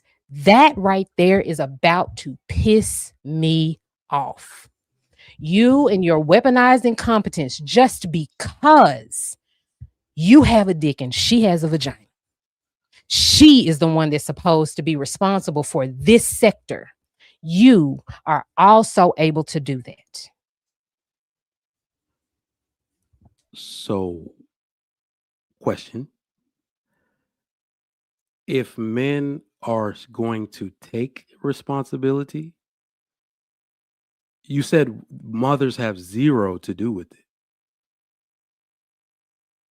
So I'm not sure. Are you skirting responsibility at all? Because I wasn't even. Society is responsible. No, I wasn't even made. That's not even what I meant. Like, I wasn't scapegoating anybody on the real. The reason I said that is because we have been talking. Casey made the best We have been talking like we're disagreeing and we're actually agreeing. The problem, and I'm sorry, I'm so sorry, Bo, but you can't do that. There is no outcome that happens with children in which both parents are not responsible. That is what responsible parents know.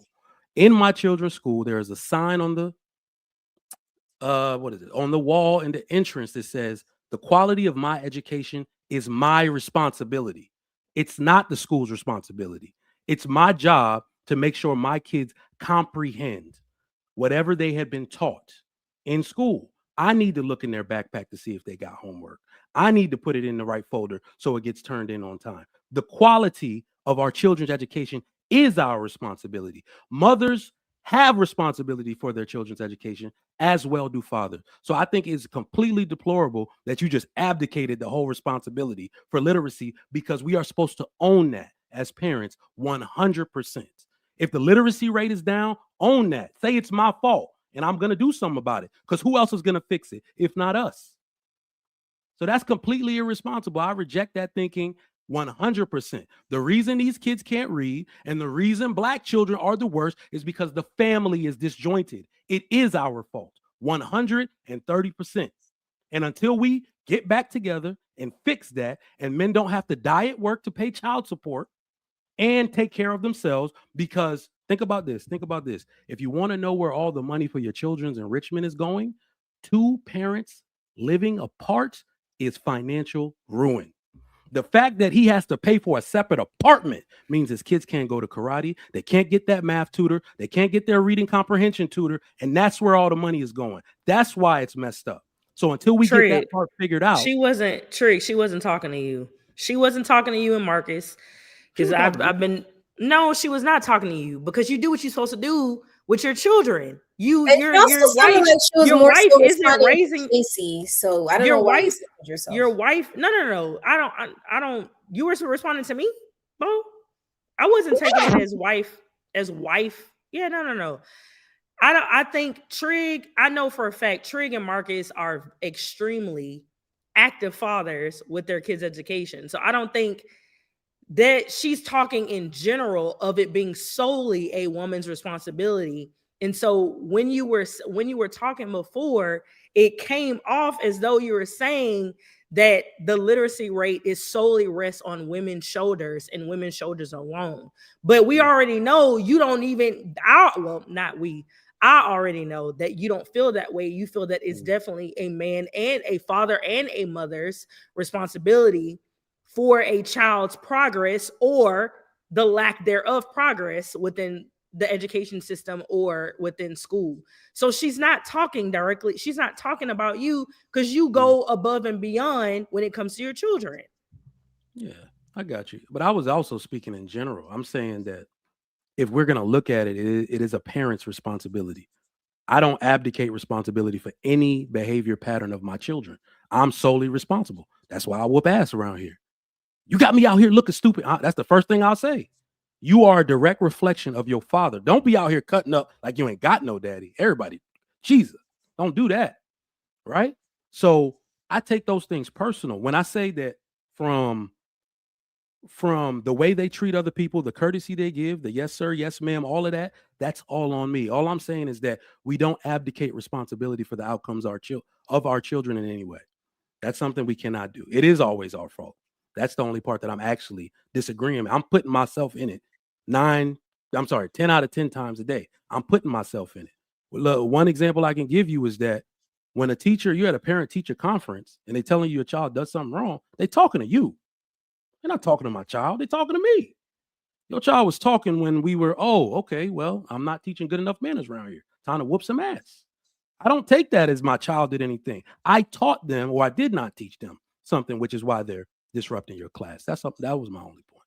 All right, let's go ahead and get Ty now. Go ahead, Ty. But I'm sorry, Ty, can I just make this one point before we go too far past? Just quickly, y'all talked about just on Bo's point, we all know someone in our family that didn't graduate from middle school or high school. Like whether it's a great aunt, uncle, great grandmother, like we have to be real. Like especially me being from the South, like that is normal every day to say somebody had a ninth grade education and now their daughter is a doctor and now their son is a lawyer.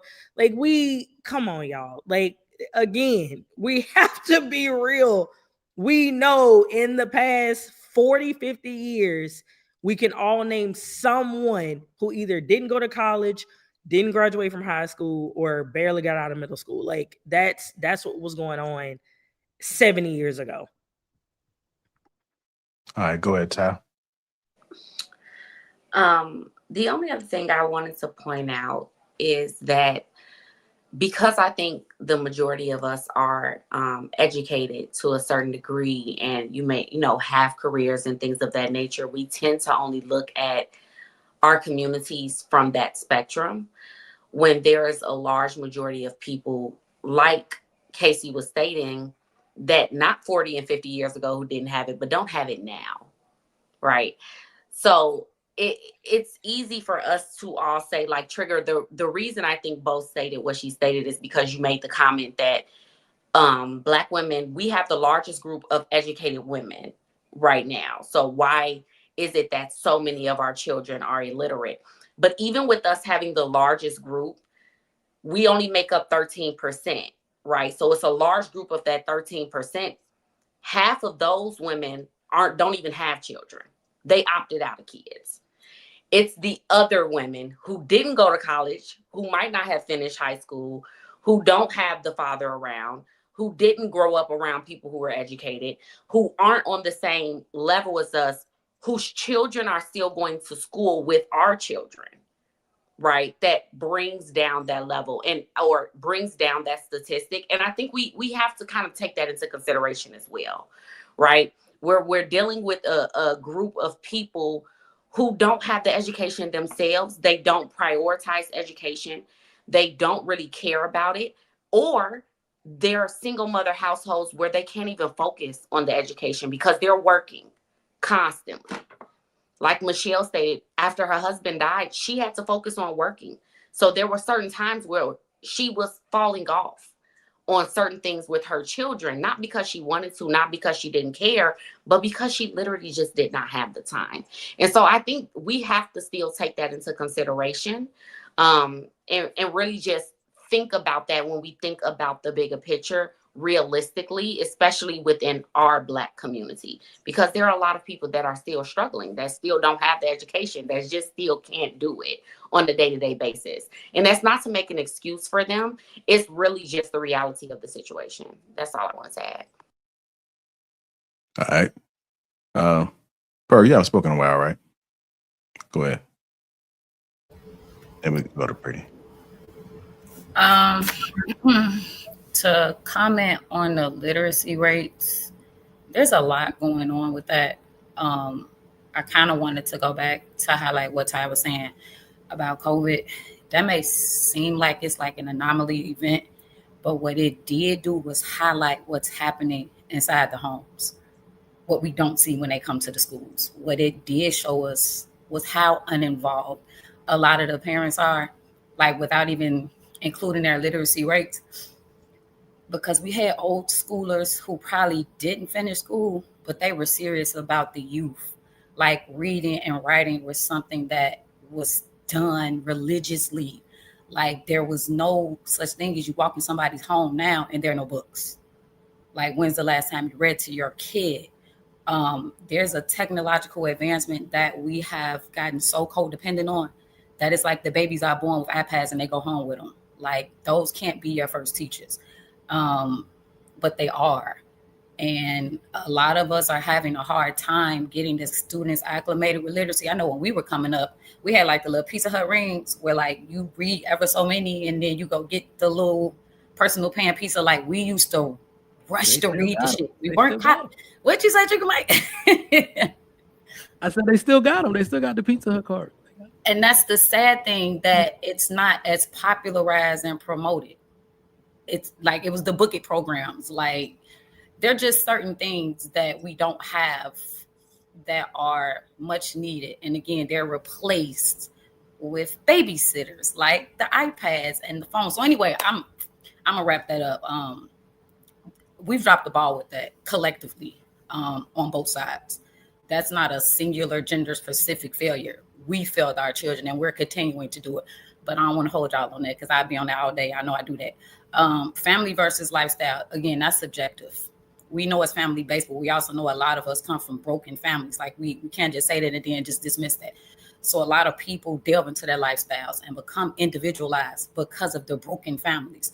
So when I think about us as a culture, as a society, I just feel like we're all presenting symptoms of that broken or ill-produced system. Like we're all sick. We're trying to find a cure. And I think that's what Casey was saying. Like we're agreeing to disagree, or we're just making some great points and we're like missing each other. Because we're all, like I say, we're screaming that we're sick. Like we're all sick. But what can we do? Like that's again, so I just want to be like more solution-based. So I guess I'll put that out there. Like, what can we do? And I know we always kind of go in roundabouts about that. Like, what can we do? Because everybody has different solutions. But again, maybe that's the problem. We don't have enough cultural norms and we don't hold ourselves accountable for that. So again, we could be here all night talking about it. But I think we get it. We just don't know how to go about structuring it to make the repairs, to see the changes. And somebody else, I'm sorry who, but I think it was Ty. She brought up patience. Some of us just don't have the patience either to see things out. Like we think everything is a microwave. Maybe you got to put certain things in the oven. You got to slow down. So I'll land there. All right, go ahead, Pretty. So a few things I'm going to respond to, and just kind of go last one first. We have markers as a community of a broken system that exists in and out of our community. It's not because we come from broken homes solely. It's because quite literally, when we're talking about literacy rates, education was weaponized against the Black community, and it still is, right? Current and also against women. They are trying to deprofessionalize a bunch of degrees that majority women hold. Why? Because it is essential to weaponize education against a group you want to marginalize. So why, if education wasn't important and literacy rates was not being used against us, why were we being kept out of PWIs? Why did we have to create HBCUs? Why, you ask all of these questions, it's inside and outside, right? So when you're talking about what COVID-19 showed us a result of, unfortunately, a society that deprioritizes education. And it also showed us how essential formal educators are, not just informal, but formal educators. Because even when people did try their hardest, parents who were involved with their kids' education and did after-school homework still had to factor in a full 8-hour school day that they did not plan to, in addition to working. So that showed us they could try their hardest, two-parent household or not. People are working. And they did not have the time. So they realized, oh crap, educators are essential. So when we're going to sit here and say education is not a part of the essential, yes, it is. Formal education is essential, especially when you're in capitalism where people can't just sit at home and twiddle their thumbs. They can't. They have to work. So even when they were the parent who picked up their child at 4 p.m., got off of work early, did their homework for 2 hours, made sure they made dinner, they did not factor in the other 7 hours they now had to cover. That's what it showed us. So yes, we can look at it negatively and say, it showed us how lazy people were and that they're looking at, no, it also showed us that teachers are important and we should probably pay them more. And the last thing I'm gonna say is parents are the first teachers. Parents are the first teachers. Parents are the first teachers, not mothers, parents. Duo, not uno, parents. Especially if, once again, cognitive capabilities are different. So if you realize you married somebody and maybe you're a little bit more savvy than they are in certain things, probably want to give that to them, right? And that's not gendered. Period. Go ahead, Willie. Yeah, I don't even have much to add. Everybody's just complaining right at this point, talking about it's not women's fault. Women didn't do this. Men do it too. It's the same shit. It's nothing new under the sun. To Ms. Pearl's point, I would do think that it would probably be time better spent coming up with solutions. But unfortunately, when we have these conversations, these types of things, as soon as it becomes a gendered issue, brings out people's victim cards and how they want to be the hit dog hollering oftentimes when nobody was talking about them specifically. If we want to do that, then again, this is going to be a women centric conversation because those tend to be the behaviors of more women or feminine men. Solution based people don't have to we don't want to have these same type of circular arguments because we actually have solutions in mind. We're actually trying to implement solutions in our own home and then extrapolating those out to other homes as well that that we may touch or connect. One of the things that I see the most with my kids that I coach for football is that like you can tell the kids like what their day was like by the time they get to practice. Then there's other kids I can tell like if he's with his dad this week or if he's with his mom this week, I can tell. Or I can tell for the kids that have two like the two family households. You see differences in these kids, and it's no point in highlighting those differences when they're always bad. If they're bad, it should be more important to try to correct those at that kid's level instead of having these big conversations about how black women go to school this much, black men only earn this much. It's two people's responsibility to like all this common sense whining shit. Like if the next question should probably be, so if you could, what would your solution be? And I guarantee you these conversations won't be as long-winded. These responses won't be as long-winded, and it won't be any sort of seeming like semblance of woe is me. But we never talk about, okay, this is the problem. We'll talk about that for 4 hours, and then nobody wants to come up with a solution for it. And that's why we stay where we are. We highlight the negative, and we don't want to do anything to change it. Okay, well, I did have a question that was a solution, and Michelle, we're gonna go to you, and then Ty, and then whoever else wants to answer after this. What should leadership mean today without control? What should leadership mean today without control? Go ahead, Michelle. Um, that's a tough one though, because it's just, I think they go hand in hand. You cannot have leadership without having a control in place. It's absolutely like contradicting. So I'm sorry, I have to backtrack a little bit about the educational. I have to say though, I'm an immigrant. I am actually third generation in my family. So slavery runs very, very close in my family as my great grandma. She didn't have the opportunity to go to school. She worked in the cocoa field, just collecting cocoa bean. And my great grandma just came straight to Haiti to work in the field in the Dominican Republic, was raped, had my grandma. My grandma only had the opportunity to go to a third grade, but my mother graduated college. So it's all about intent and how much they want to better themselves. So it's a collective um, work, but it has to be put in the effort because my grandma couldn't teach my mother, but they have a school system in place that helped my mother to be where she wanted to be and achieve because my grandmother lacked the ability to teach her, and not because she didn't want to, but she worked in the field as a slave, and how can she didn't have the opportunity. So nowadays we're relying too much on technology. We're relying too much on what the school can do. Yes, we do have a responsibility as parents, but we have to make the time. I do agree on that. Everybody is right, and we have to be also grown here to agree to disagree. But we have to, just like we make the time to sit in a nail salon and get our nails done for 2 hours, we can sit with our children and learn it and teach them how to read. Because I tell you what, I struggle with math, and I have a spell ass whooping in the dining table by my mother trying to teach me how to do subtract and division and multiplication and all that stuff because I couldn't memorize my timetables. So I will not get out of that table until I knew them. So it has to, but she was cooking and cleaning at the same time. but she will come and orbit it around that table to make sure they got done.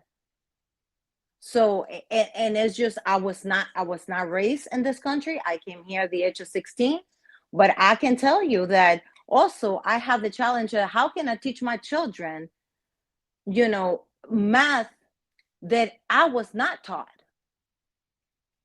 I have my first son, and he go to school, and math here is taught backwards from what I learned. So I was learning with him. So, and it's just a challenges also that immigrant families are facing, because yes, they can work hard, they can support the family on one income, but it's like we cannot do it all. The It's all a community. The majority of adults can't help their kids with their homework. The majority of people on this panel can't help their kids with all of their homework. Not all of them, no, I with agree. the exception of Miss Pearl, because she's an educator. Like that's just giving her probably that underpaid and overworked as well. That's not. I mean, we all know the teachers don't make enough money. I think that teachers by default should be a 6-figure profession. So that's not a point that we need to argue. But the majority of people on this panel can't help their kids with their homework. So acting as if we can take, like, it would make more time for, well, you can spend 2 hours getting your hair cut, you can spend 2 hours getting your nails done. That means you should take 2 hours and help your kid with math. I would bet that the majority of people on here can't do trigonometry.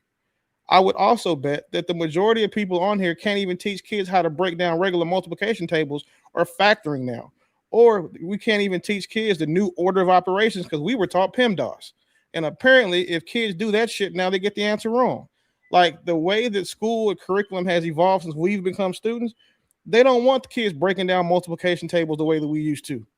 The work they have to show is significantly different because none of us, for the most part, have been to school, would say in high school in the past 15 years. Makes sense. Everybody's at least 33. So the majority of us can't help our kids with our homework. We can help them with stuff like, reading, because I would assume that we all can read. Or, I'm saying, at least not, I know most of us know how to use ChatGPT or artificial intelligence to help. So it's not the fact that we can take these different hours and go put wherever we want to. But unfortunately, if we're not smarter than our kids in a lot of areas, it's not going to be a benefit because we're going to get our kids F's. Like my son had to show what was 90 times 90. I broke it down the way we 90, put that, do the math, add it up, move it over one, boom, you get your number. She gave him a 0 for that because she didn't show the work that the way they were showed it using a fucking square, like a box. Like, so, and that's the problem for people. And most people who don't even realize that right now, that's how they don't help their kids with their homework. The ones that like, oh shit, I didn't know it was like that now. Yeah, because you don't help your kids with their fucking homework. And if solution based, I think most people probably should take a regular math class, or if not, try to learn something while they're helping their kids with their homework they didn't know. I think that would be a huge help. But again, we're talking about who spends more time with the kids. Unfortunately, it's always going to be women. It'll never be a point in our society or in any of y'all's lifetimes where men spend more time with children as far as that nurturing educational piece goes than they do at work to provide for the family. It'll just never happen. We're not built for that. So to say, well, harp on that thing instead of saying, okay, well, now that means that man probably should invest more in his woman to give her the resources she needs to be able to do those things. Or that woman should be able to take it upon herself if she doesn't have a man to invest in herself and go do those things. But again, we don't want to have that conversation. We just want to talk about like, oh, my bad, my kids are stupid. They can't read. Most people are reading at a 4th grade level when they're in high school. Like, do something about it then. All right, go ahead, Ty. Let's go ahead and get to this list. I just want to go off of what Willie said. I agree to a certain extent. My daughter is only in 3rd grade, so thankfully I still know everything and can help her with all of her homework. I don't have anyone like older than that. I only have one child. But I remember growing up, right, just thinking about like the past and our own experiences. By the time we got to high school, my mom didn't help me with my homework. She might help me with a paper or something, but math and stuff, it was like, were you not paying attention in class? Like, did you not listen to your teacher? Like, that's usually where parents go, right? That whole show, Are You Smarter Than a Fifth Grader, is a real thing. I think we like lose all of that information because we do not apply it anymore. But I also kind of agree with you. We would have to learn more things once they get to a certain age. We can't help them. Math is changing. Everything is changing. What I do as a solution-based Pearl, right? Like thinking about solutions. When I have those teacher conferences, or even not, like my daughter will get homework, and one time they said, find the secret story. They meant the vowels, or like what are the different vowels in the word? But she didn't say that. It was secret story. So I reached out to the teacher. Hey, what is this? Explain it. I feel like communicating, because everything is changing. They're trying to find new and inventive ways to do things with kids. More communication with the teachers and having that personalized relationship with them will help you on your journey of helping your child to make sure that they don't fall behind, and to make sure that you know exactly where your child is. Don't miss those PTA meetings for moms or dads. Don't miss those one-on-one meetings when you have to talk to the teacher and figure out what's going on with their kid or where they are. And just to toot my own horn, my daughter is very smart. She was student of the month. But, that's because I go out of my way to be extremely active. I also would like to put out there, I work from home, right? I work computer job. So I can spend that time. Like tomorrow, my daughter doesn't have school. She has a full package she has to do. I'll go through the full packet with her. We're already done with it. It's not even due till next week. I like to be on top of things, but that's just how I am. And I think it goes back to my original statement when I stated it really comes down to how the parents are with education. If they didn't take it serious, they're not going to take it serious with their kids. If you were raised to take your education serious, you're more likely to be more invested in your child's education and where they go from there. When it comes to the leadership conversation or question, it was like either leadership or control. I kind of agree with Michelle. Even if we don't think about it as in they're controlling everything that you do, there is a level of control when it comes to leadership, right? Whether you're working a job, relationships, whatever it may be, whoever is in that leadership position has to control the narrative of what's going on. And we're all working towards that goal that the leader has. I'll land. All right, go ahead, Drew. So a lot was said, and I think I want to approach it this way, from a solution basis. I think we can spend time on these panels trying to explore what education may need to mean currently. When I typically hear education in a way I grew up, and even current day, just listening to people converse about it, there seems to be this hyper focus on education in a formal capacity, not understanding that education, if we're just talking about human development, it does happen in the environment that the child and then, people alike are spending the majority of their time. So I think we need to explore what education really needs to build towards. I can't tell you how many educated people I've hired and fired who are idiots, who have paper and claim to be educated, yet can barely formulate how the world works. To be educated in a topic matter does not make you educated. It makes you maybe a subject matter expert at that formal field.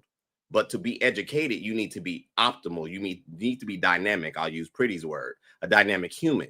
That requires linguistics. That requires conversations. And a lot of times we're not building our households current day to build like a practice of formulating information, how to articulate a point. I can't tell you how many adults as well as children, when they're trying to actually speak, adults are lazy, so then they inject laziness into their children. Their children don't complete a complete sentence or their even expression of how they feel.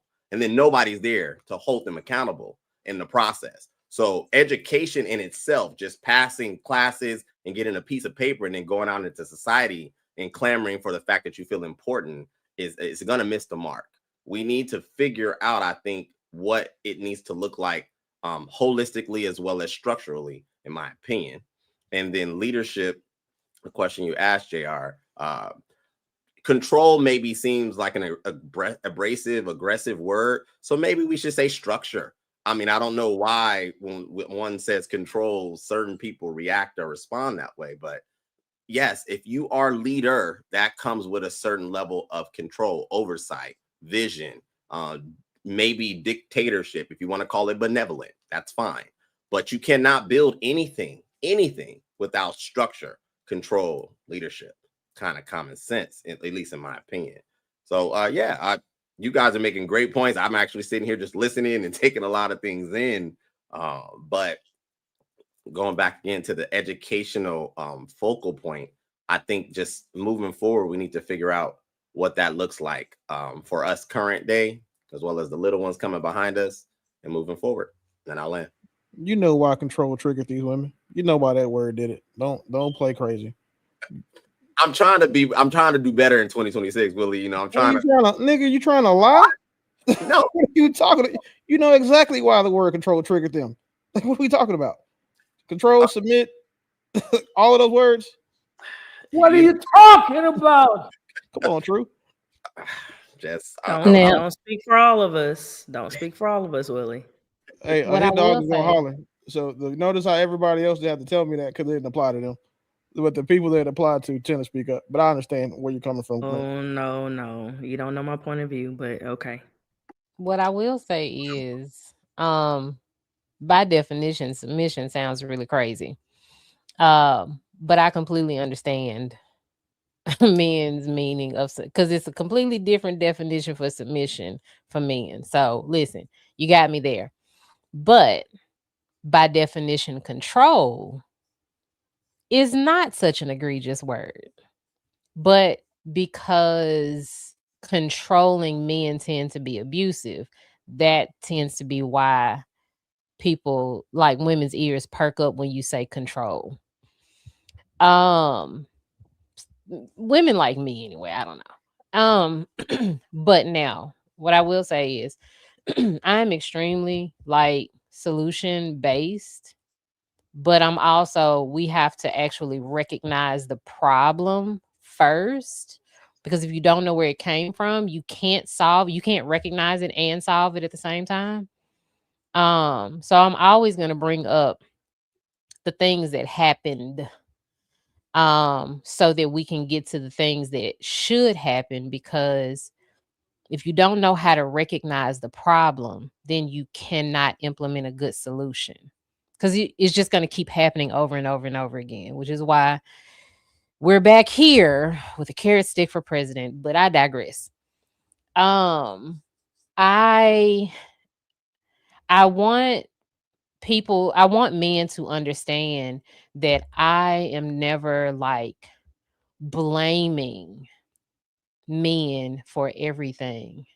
I want men to understand the impact of a father on children, the impact on that a father has where their children's education is concerned. I would have been so much more excited if I saw my dad's face more often in those spaces. It felt really good when I did see his face. Showing up for your child is not for the mother. Like, nurturing your child is not for the mother. Men have a certain level of like respect from their children, especially their boys.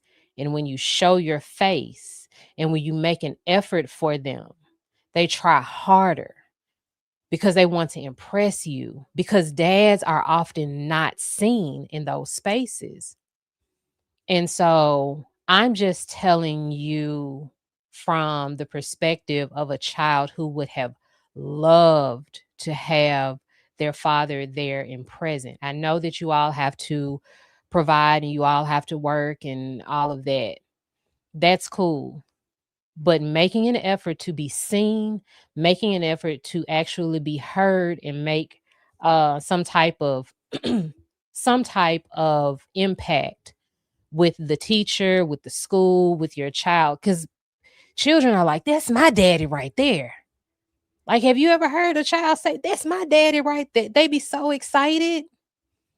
And so I think that men underestimate their impact for just showing up and not leaving it to the mothers all the time. So that's why I'm very passionate about that, because you see it in school. It's not just me. You see it in schools all the time. It's just mothers around. No fathers, no discipline, no disciplinarian, no nothing like that. So these children just like, my mama here. Because mama always there. Where's daddy? Because parent teacher conference, daddy is a parent, mama is a parent, both. Like both have to be there. Like a parent is not a mother. A parent is a mother and a father. There are two sets of those people. So like I don't mean to like I'm not meaning to be mean to men or nothing like that, but like y'all do not understand the impact of a daddy. You think that men, generally speaking, don't understand the impact they have as fathers? One second. Does that make is that where did you get that from, Bo? No, because it's the reason why I say that is because it's always on the mother to handle the children. That's what I'm saying. But also, Men always want the mothers to show up for certain things, and I'm just like, men have to be there too. It's not just up to the mother. Yes, mothers are going to mostly be around, sure, but I think that sometimes men underestimate the fact that they need to show up in certain spaces. And I'm not talking to men who are active fathers. I'm talking to other men who are like, that's the mama's job.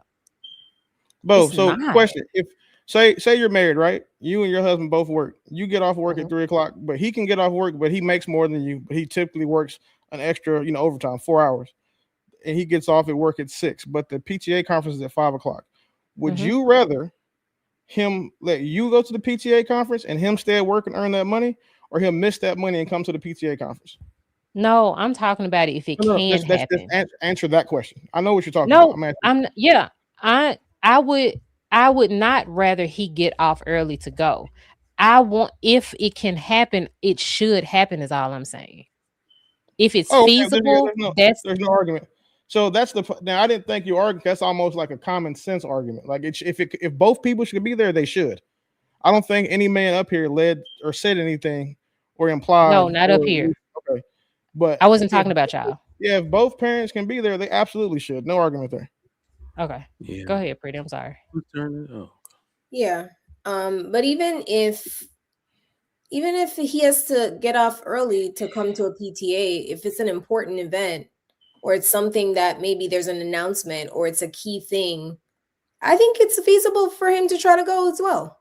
Like, I mean, it's not the end of the world, right? Like you can try to go, and if that woman can't get off, then he can be the main parent who goes. I don't really see the whole like putting a random scenario of he's going to lose 30 minutes on the job of the overtime and it's going to no, like try to be there for your child. Try to be there for your child, right? Like it's point blank period. Be there for your kid. But to answer the question, leadership versus control, I'm gonna say it this way. Can you have leadership without control? I'm with Bo where the word control, when I hear it, I do perk up and it does kind of say, I don't really like that word. But when I really sit back and I think about it, the word control is not always bad, because when you say somebody's in control, out of control, you colloquially use it to mean I have an understanding of this situation. I have a hold of what's going on. I am certain about maybe the roles that everyone plays in a certain dynamic, and we have a plan. We have a shared goal. Everyone knows where their seat on the bus is, and we're going this way. I think that is effective leadership. Do you always have to call it control? Not necessarily. You can probably lead with influence more so. You can lead with a shared vision more so. You can lead with buy-in. When you hear most leaders speak about how they lead teams, it's not with control, it's with buy-in. And buy-in implies you have to get people on board with your message. You have to get people to be excited about your vision. It has to make sense for them to where they're able to see it, visualize it. You have maybe the ball already rolling and they're able to kind of see that it's on the way, right? So when I really think about the word, can you have it with absolutely no control? I think you'd have to be a highly influential person.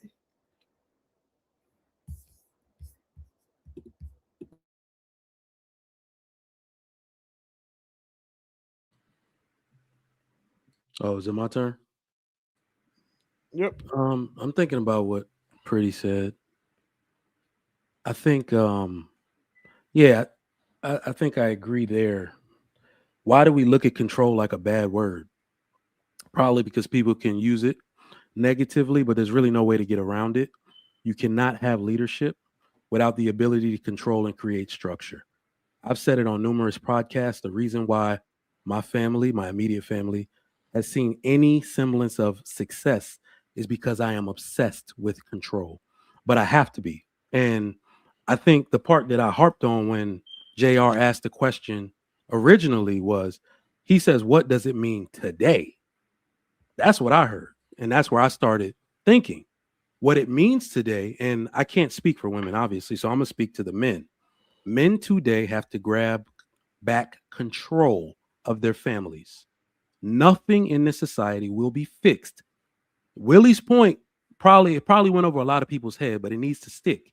The reason why nobody will come up with a solution because if the men don't do it, it will not get done. That means men need to grab control of everything. The only reason my family works is because I control it. I am a God-fearing man. I was raised by a father who had positive control of his family. That's the only way this works. It's God design, and I don't know why anybody else would go against it, but this is what I want the men to do because we got to start giving solutions out.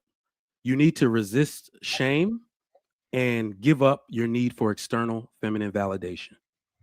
All right. If you try to take, I'm sorry, what? I was gonna say, Pretty. I think she really wants to respond to that because I think you being in control, it might have just it didn't sound quite right to her ears. I was looking at her Yeah, I face. know, but let me get it. Let me get through all of it, and then All right. let me get through all of it. So the reason a lot of men are reluctant to take control of their families and the narratives is because they know in this society, specifically today, they will be shamed for it. They have been shamed into submission by the powers that be, by liberal government, that their masculinity is toxic. Resist shame and your need for external feminine validation, and you will achieve things for yourself and your family that you never would have imagined. All right. Femininity literally just bow. It just moves out of the way for a masculine man. A woman just kind of settles. She feels safe when you just show your teeth a little bit. And she's like, I can't overtake this guy, so I might as well just get along with him. And if she doesn't want to, she can just leave. Right? So when you say show your teeth, like, can you explain into detail what showing your teeth looks like? So in detail, metaphorically speaking, what I mean is that do not be afraid to be the naturally masculine version of yourself. As you can see, I did not care about my use of the term control because it's positive control, right? I am the leader of my family. I do not care what anybody feels about that. I say that proudly. I don't care how anybody feels about it. You ask me who the leader of or we lead together. Anything's with two heads is a freak. I am the leader of my family. That's what I mean. That's when I say men should show their teeth. Stop being afraid to make true statements because you need the women to like you. Yeah. So such good advice. Unfortunately, the people that you share a gender with are a lot weaker than that. They're always going to succumb to external feminine energy, sir. Come on now. I mean, WAR wars have started and ended all around women and feminine energy. Y'all can't have enough. Y'all will sit around. You guys create the entire red pill to figure out how to appeal to female energy and feminine energy. The whole reason why y'all are trying to figure out what women want, right? The art of seduction. It's all writing books, epistles, TED Talks, all to figure out how to appeal to feminine energy and how to control it and how to wield it and how to just have it within your clutches. Because one thing I know is that your teeth showing masculinity quite literally cannot exist without femininity. Unless there's women around to validate your manhood, it's as if it does. It's like, and it's like if a tree falls, nobody hears it, didn't make a sound. Does masculine exist when women aren't around? to validate it? Does masculinity exist if women aren't around and y'all aren't really doing everything for the wiles of women? Like, is it really even a thing? Right? And if women can snatch it away and emasculate you guys so easily, like every day, just snatching masculinities, every day, emasculating, is it really actually valuable? Because you can't really do that with femininity. Like, you can't really take it away. Like, you can try, but you can't really defeminize us. That's why there's no word for it. So the whole reason why there's the word called emasculate is because of how much external validation it needs. And that is unfortunate. I wish y'all would do better, but nobody's going to take your advice, Trigger. Sorry. We're definitely not. Don't do it, True. Don't No. just say okay, bro. Well, I wasn't even done, but she can. I mean, go ahead. To what I think you maybe needs to be added to what you said, because the showing of the teeth, why it didn't land correctly, that's fine. I think that a lot of times what you're seeing is that current day exchange between the feminine and the masculine, the women and the men. Women just typically are more socially calibrated to have conversations and be combative in the way that they deliver messaging. And what I've noticed is that, unfortunately, like not myself, not men on this panel, but a lot of men do not have the social prowess to know how to argue correctly. It's not so much of being silent and saying, I said what I said, woman. No, it's being able to have her walk back her thoughts. It's being able to actually have a conversation with her and expand her thought process, because a lot of times women talk out their ass and don't be knowing what the heck they talking about, but it sound good and nobody questions it. And I would encourage a lot of men to actually improve on their ability to converse with women without the idea of trying to get them in the bedroom, because the whole smashing is not enough. Get to the intellect, challenge her perspective. If she says she knows it, make her prove that crap. And that's what I would encourage a lot of men to do. And I'll laugh. What would you say to them? Oh, I was just gonna say I actually agree with True on that one, and just the delivery of how you would get a woman to acclimate or fall more under your leadership without necessarily, like Trigger stated, like the gritting of the teeth, because and this can be dependent on the woman, right? But for women who really appreciate conversations and being able to express themselves, having a conversation with the man and him making you think a little bit more and kind of track back, like, wait a minute, was I right? Like, he made a point. Let me rethink that, is attractive. And it also makes you believe, I can follow him. I can listen to him, right? Like, when he says something, I'll be more accepting of it, or I'll go ahead and just follow suit with what he says, because I don't think everything that I'm saying is correct. I agree with you to a certain degree. That was a really good point. I really do feel that way. Let me expound real quick on what I meant Trigger, by. can I just say this to Ty's point? Not to cut you off, I apologize, but I think women have to be open to that as well, right? You have to have an open spirit to the man that you're with, and a lot of women are not, right? It becomes this intellectual debate with everything, and a lot of men are not going to acquiesce to women's games when it comes to that, and so they will get quiet, is a true saying, because it's like, I'm not about to play the back and forth game of who's smarter than the fifth grader, like y'all said before, right? So you have to have an open spirit to who that man is intellectually. If you don't have that going out the bat, a lot of times he will bow out before he goes in a pissing contest with you. Yeah. Right. And so that's the point I had. Go ahead, Trey. Yeah. Just to expound on the show your teeth part, I tried to frame it. I probably framed it improperly, but I tried to frame it properly by saying the today part, by saying that our masculinity is being challenged on a day-to-day basis. Right. We getting talked too crazy on panels.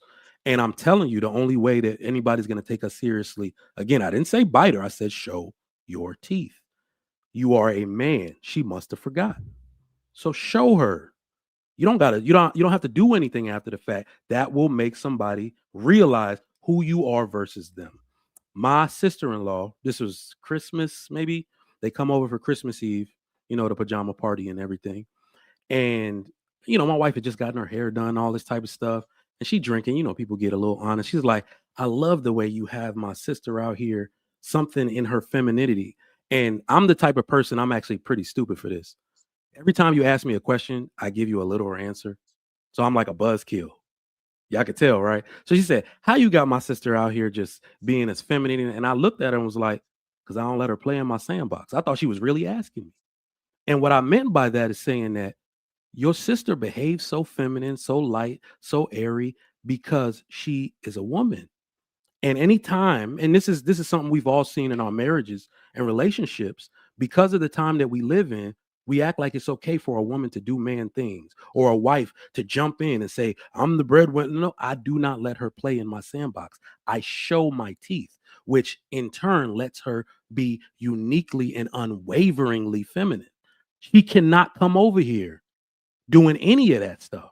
My dad did not allow my mom to do it. So then she just leans into her femininity more, right? It's so bad. I have a daughter and a son. If what did they get my son? A merce? What is a satchel? You know what I mean? Stuff like that. I'd be like, what is this? We don't wear that around here. But it's cute. It's not cute.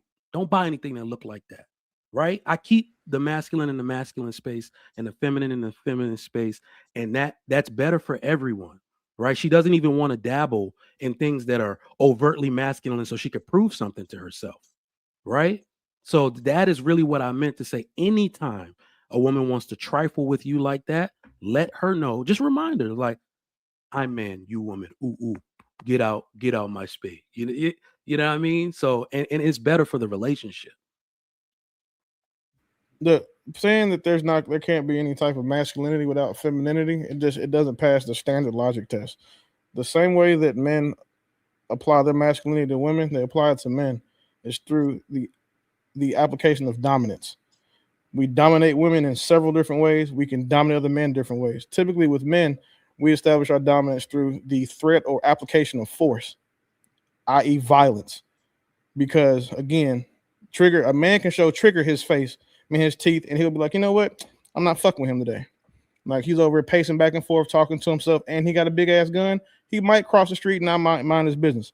The same way that same crazy man could apply dominance over any one of you women. Some women will use, and some men will use force and the application of it to dominate women. But the rest of us, we try to dominate you guys by being bigger, better, stronger, providing all of those things you like. That's our masculinity, and we're establishing our dominance over you in our relationship by doing those things.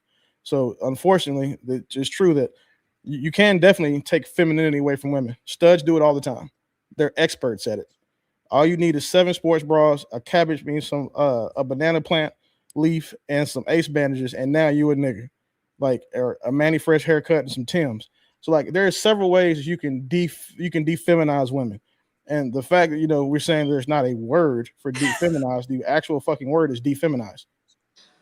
Like it's really, I just want to point out one thing. Even when it comes to lesbians, they even still become feminine when around a lot of men, and they have to do manly things. Just like my guy has a female friend who is lesbian, but anytime they have to lift something heavy or it gets too strenuous, she like, why don't y'all do it? And they looking at her like, I thought we were equals. Yeah, like I thought we was on the same level. No argument will there. Always play the card once the card can be dealt. That wasn't what I was saying. I said that again, lesbians have mastered defeminizing themselves and defeminizing women. There's always going to be situational times where women want to be women.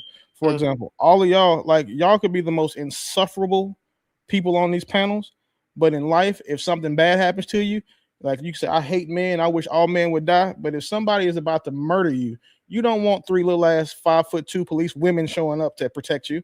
Damn sure. Or if your car's broke down or you need somebody to come pick up something heavy, you don't want, Miss Pearl showing up to be like, girl, I'll help you take these groceries in. You want a big, strong man to do it. So like there's always a situational use for masculinity for any woman. But then unfortunately, the thing is that most men value masculinity, even the gay ones, because they try to emulate it. Mm-hmm. So I would say that if we have to pick which side values her the most, it probably would be men. Okay, good night, y'all. Michelle, you want to say something? Where y'all going? I was just wanted to add that, today culture is so mixed. The gender roles is almost not existent, and it's just the way that things are going. Literally, I feel bad for my daughter because I don't know where things are going to land. I was taught that you're supposed to trust the leadership. My dad was the head of the household.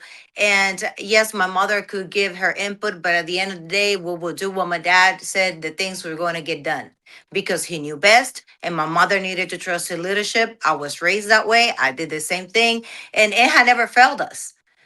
So because the men was put in there for the reason. But again, that is just my perception. The way, unfortunately, I have to raise 3 boys, and I have to do men things when I'm a woman. I'm supposed to be the nurturer, the caretaker, that the mom, the soft place for them. But I have to be, strict with them, and I have to try to be the best of my abilities as a man because I was put in that position, but understanding that I did the best I could with the knowledge I had, but I can never be a man. And I wish my boys had their father, but that unfortunately, it didn't happen. So then my boys are lacking in some things. Probably yes, they will have to get married and get children and all that stuff for me to actually be so notorious. But I do miss the fact that my husband was not able to teach them how to be a man because as hard as I can try it, I can never be a man. So That's all I'm saying. there is good news though, Michelle. There's good news.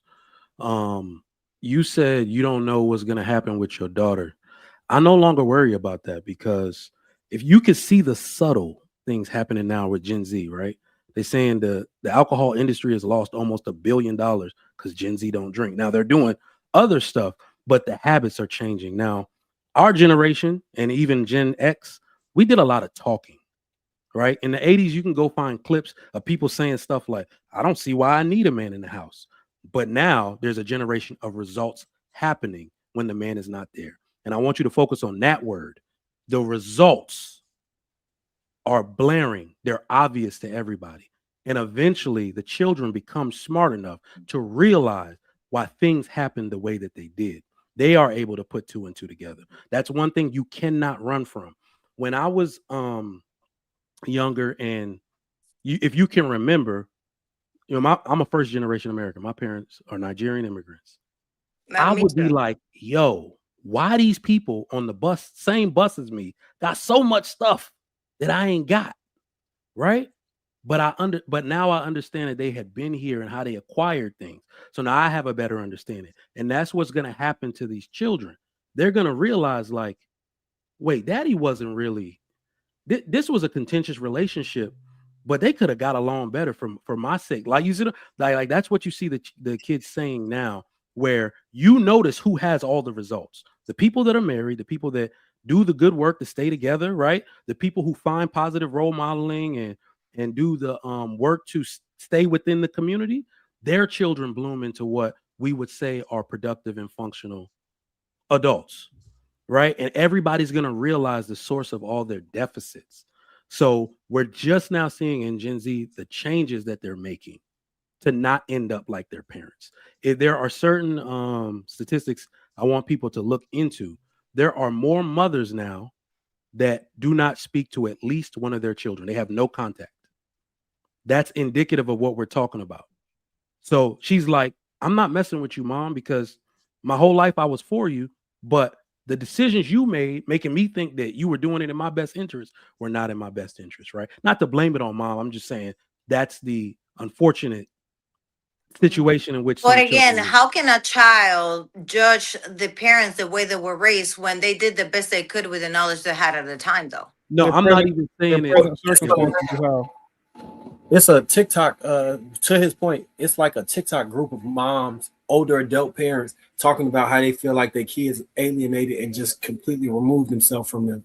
There's some parents who get what happened and they saying their kids got therapy and realized that the parents' ways were extremely toxic and what they were doing was harmful to their lives, and that they didn't just go no contact, but they talked to the parent and they tried and they tried and they tried and brought the issues to them, tried to get them to work through, and the parents was so this is the way I've done it. This is the way I'm going to do it. And you're just going to have to accept it. And the kid's going no contact with them. And these parents are sick, a lot of them. Some parents, you can kind of tell how they were as a parent by how they're responding to this, because they just attacking the child. So I can imagine how toxic they was. If the child saying, you are bad for my mental health, how you operate. I need you to I don't even need you to fix everything completely. Just don't harm me. And you can't even do that. And you attack them. Yeah. And Michelle, I know it's weird that my generation still feels like that our children owe us something. Like it's our children's responsibility they owe their parents something. Like none of our kids asked to be here. Yep. Not one of your kids asked you to go blow his mama's back out, have a weak pullout game, and then create him. But the fact that you brought him here means you owe that child everything. So just because your child's an adult doesn't mean you don't owe him your guidance, your support, and your time and your love. And more importantly, you owe them your respect. A lot of parents don't respect their children because they're their children. It's do as I say, not as I do. I'm the mama. I'm the daddy.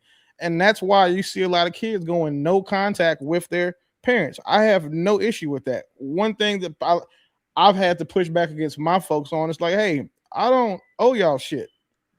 I don't owe you anything but the respect and to make sure that I'm representing what you raised me to be out here in the world properly. Aside, I don't owe you anything else. You're my parents and I love you. So I'll make sure you're not going to go without, you'll never, be starving or hungry. But I don't owe you anything past that. And I apply that to my children. My children don't owe me a motherfucking thing. All you have to do is just take what I teach you and apply it and then be the best person you can be. I don't owe me. If I get sick, my kids don't have to take me in. I'm not expecting my kids to take care of me because again, they're not my parents. That was my parents' job. So it's unfortunate when I see how many parents, like Tim White said, there is a large uptick in kids going non-contact with their parents. No problem. I understand it. I hate it though. And it's because of the same thing, like the generation that I'm in and up, it just seems like most of us, we just said, you know what? We know it's broke. We didn't like it, but I'm going to do it too because my daddy did it. Like my daddy beat my ass. I love him to death, but I'm glad I was raised by him. But I got my ass beat on a regular basis because I may have been a hardhead. I don't beat my kids. Yeah. My dad didn't have to beat me. It was just what he was taught. If he would have gave me the same look, the same conversations that I give my children, he'd have never had to put his hands on me. Does that mean that I was going to be perfect? Fuck no. But that's when intent to change come into place. Is that I would have we wouldn't have had the relationship he had when I was a younger man. When I was more resentful of him, when I was more like, you know what, as soon as I got kids, I'm not doing shit that way. We would have had a better relationship then. Relationships getting better now. But we would have had a significantly better relationship if he would have listened and respected my opinion and not said just, well, you're a 14-year-old boy, you're a 17-year-old boy, you're a 20-year-old man, and I'm your daddy. Willie said a mouthful. If the parents give the children what they're supposed to give them, then the children will take care of them in their old age. Yep. Right? Without a problem, without a second thought, because the parents are to owe the children their change in lifestyle to be put as a first priority because you brought them into the world. They did not ask to be here. But when you raise a certain way and you realize that your parents went above and beyond and put you first, you feel that. And before I got married, me and my husband talked about that. Like both of our parents, if his mom and dad need anything, they got me. If my parents need anything, they have my husband, point blank, period, because that you feel a certain way, but nobody on here is saying anything incorrect. If people are choosing to excommunicate from their families and their parents because their parents are like, this is what it was and this is what it is, then you can't really fault those children because some people are so toxic. Like you said, they're repeating generational curses onto their children and projecting, and people have social media. They can see and meet other people around the world. Oh, your mom and dad didn't do that to you? No. Oh, there's actually a comedian on social media that talks about he I don't know if y'all know him. I can't remember his name. He's a bald-headed black guy. He's really big, and he does skits going to his friend's house. He's like, your mom don't let you have water whenever you want to have water? You're like, no, I can't go in the refrigerator at any point. He's like, for real? You gotta ask for water in your house? And it just shows it shows the damage that parents put on their children about basic necessities and basic needs. But go ahead, Marcus. I saw you about to talk. Oh, I was gonna say, I have a theory that a lot of the issues that men, like specifically on the internet, when they be talking about women can't take accountability, they talking about their mom most of the time. Like that generation of women, because me and my cousin, we talk about it all the time, and she just feel like they gaslight her. You'll explain to them what they did wrong, they'll listen, but then as soon as you walk away, they'll pretend like you didn't have that conversation and it never happened. Or they'll maybe you could guilt them into apologizing in the moment, but tomorrow they'll feel like, you know what, I wasn't wrong about that. You're not gonna make me feel bad about that, and then they'll stand on that shit, and then it'll make people madder and madder. You know what I'm saying? So like those interactions, I've seen what some toxic mothers can do to like cur a boy, where you the father not there, so you trying to make him tougher, but you end up curring him because you beat him into submission. You know what I'm saying? He got to climb up out the hole of that to gain self-confidence. I was having a conversation with a guy 2 days ago, and he was saying like he didn't receive those things from his parents, both of them, mom or dad, where he didn't get no affirmations or no positive like feeding into him. So it was tearing him apart, and he became emasculated as a man, and he put himself in a situation with women where he would allow them to do things that was unacceptable. Like they would talk to him crazy, they would give me scenarios because he didn't see the issue with it, because he didn't view himself as a man who no one should speak to that way, especially a woman he loved. And a lot of the scenarios when people play him out to me, I'm like, so why didn't you stop that right here? But that's my bias speaking. Because I'm like, oh, I ain't going for none of this shit. I'm biased as hell. I'm pretty intellectual with my bias, but in a different spot. You know what I'm saying? So shit, that gave me more perspective and understanding. Like, that's not just them not making a decision to check this shit from the beginning. They literally don't know how, or they literally don't have the self-esteem sometimes to say, hey, I'm worth more than what you giving me, and I'm not going to tolerate this.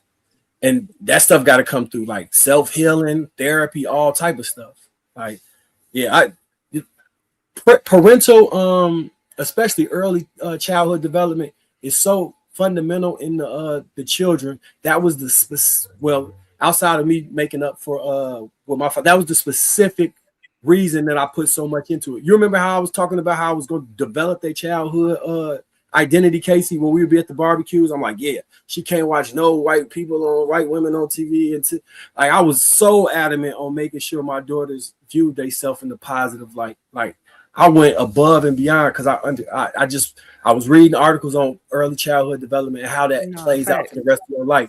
A lot of the cycles that we're repeating things that we just cannot solve from our childhood. But once you get over that hump, you can move forward. But you're going to keep repeating that circle with that same type of people or the same type of scenarios because there's something that you needed in childhood you didn't get. You don't know how to isolate that thing, figure it out, and figure out how to heal from there. So you're just going to keep running into the same thing, getting more and more frustrated, feeling like everyone acts like whatever this cycle is, but you have to change that cycle. Yeah, that's it. 100%. The kids are watching. That's really just the point, the synopsis I was trying to make. My, what is this? Nephew by marriage and my niece by marriage. They 15 and 16. The girl is older. She it almost like she tries to corner me to ask me specific questions, but she was in love with her daddy. He lives in a completely different state when they moved here. But now she doesn't like him very much because she was just being a daddy's girl when she was young.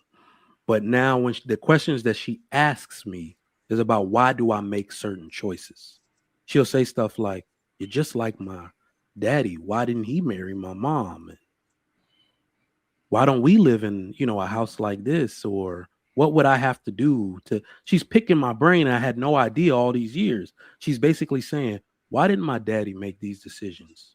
Because I can kind of notice a little bit of, I guess it's just a little bit of envy for her little cousin, for my children, right? She's just looking at what we have. And then we all did that. The same way I told you I looked at those kids.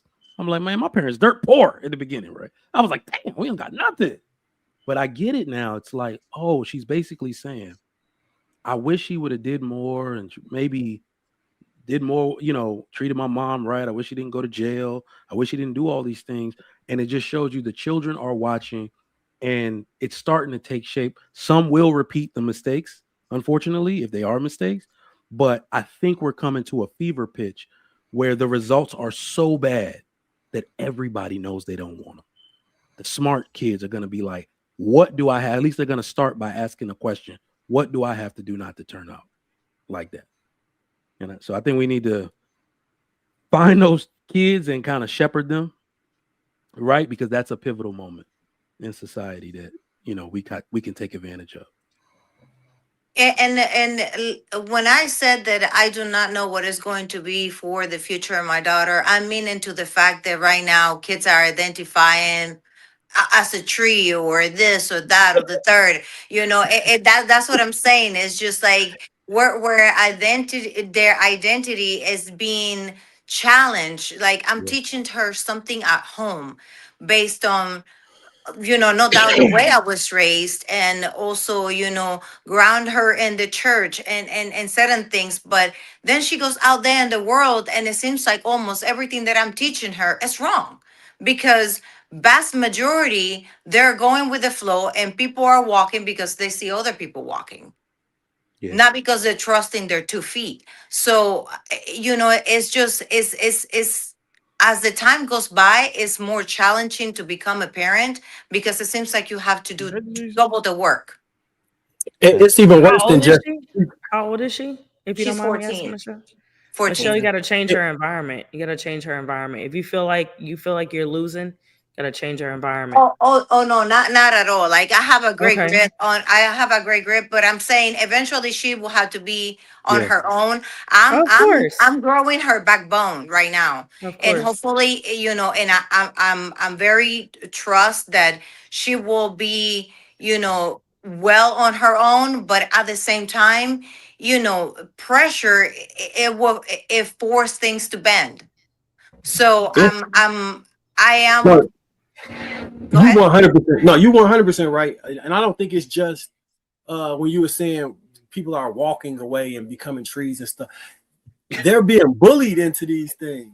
Like if you don't co-sign it and go along with that, these people will bully. Like there's a social pressure to agree that somebody can become a dog. Like if you don't agree that this person can become a dog, then you become you cooked. So it is crazy. People not respecting other people's opinion as much as we think they do. And it starts with what I said before. So I guess we're bringing it into what I said before, because show your teeth and what did I say? Resist you have shame. To stand your ground. Exactly. Resist shame. That's a big part of it. I went to a sermon like 10 years ago at Lakewood Church here. Is TD Jakes. I know some people don't like him, but this sermon, like that, you know how you feel like it's for you. He was talking about taking one of his children to college, or his first child, whichever one went to college first. And he walked straight up to it. I guess he got a son or something like that. And he was like, don't let anybody tell you who you are. I told you who you were already. And that is really what is the assessment of our parenting. If anybody else can instill an identity that we don't approve of, we had to have done better as parents. It's just our assessment. And I think that's what we need to do. So we all, not you, of course, we all need to teach our children to be bolder, because what they're doing, like Marcus said, is being bullied into this identity crisis. Right. And what I said, show your teeth. It's like, I'm not going to be bullied. And the craziest thing was, this is a life lesson that I had to learn at the bus stop when I was young. People thought like I got into 3 fights in the span of like 2 weeks and then didn't get into another one until high school. And what I had to take the ass whoopings and everything. But what my parents didn't understand is that I did not realize that the person that allows themselves to be bullied gets bullied the most. And all my homeboy did in my ear was like, yo, man, don't even let him punk you like that. Just punch him right in his. But he bigger than me, though. I told my boys, I said, after you do it, he gonna want to be friends later on the bus. Yeah, I told my kids, I told my boys, if you allow somebody to bully you, I will be the first one to whoop your ass. Exact. So it's like that's the point. It's just like show your teeth, let the world know I have my identity. Push back and be like, no, They you got cannot instill. I'm not a tree. I'm a Yeah, man. I will You know what never I mean? punish one of my like my girl had never got into a fight at school. Well, once, but like my boys will get in school, and I said, if you're defending yourself, I will hear both version. And in school, yeah, I will let them do what they do because I will not gonna surpass nobody's rules, and that's what they do. But when we'll get home and they explain the situation, I will be the first one to say, hey, you did it, you did good. Like, don't allow nobody to disrespect you, to talk to you crazy. And if you were right, you have all the right to defend yourself because that's the only way that you're going to have yourself be respected. And just unfortunately, people think they can cross boundaries and come at you any way they feel like because they feel entitled to do that. But it's up to us to defend ourselves and teach our kids that you do have a voice and you have the ability to stand in your grounds respectfully. But now if somebody come in your bubble, handle your business. Absolutely. Yeah, I realize we're living like in real time. We may not feel it all the time, but we talk a lot about masculinity. Have y'all not realized the rise of maternal femininity is coming back with a vengeance? One of my problems was that the married women, the women that were the lionesses of the community, it was almost like they were bowing down to the hyenas. That's the way I put it. Almost like, well, I don't want to cause any trouble. You're a lion. They can't hold you. And now you see these maternal feminist women, like I'm just the ones who are not afraid to say that they cook dinner for their husband and they serve him at the table. And they looking at you like, and what? And I'm going to work tomorrow. And I make more money than you. Like we're living in a time right now where people are learning to get their backbone back and resist the shame. It's no longer shameful because we're all kind of realizing that the results are really one-sided. Everybody else was just coping. It was just a cope. They're pretending that they like being independent and crying late at night, right? But now it's more so, you know what? I would rather be in a healthy companionship with someone that loves me and we serve each other because that's the truth. So the women who are actually like that are coming now. They're showing their teeth.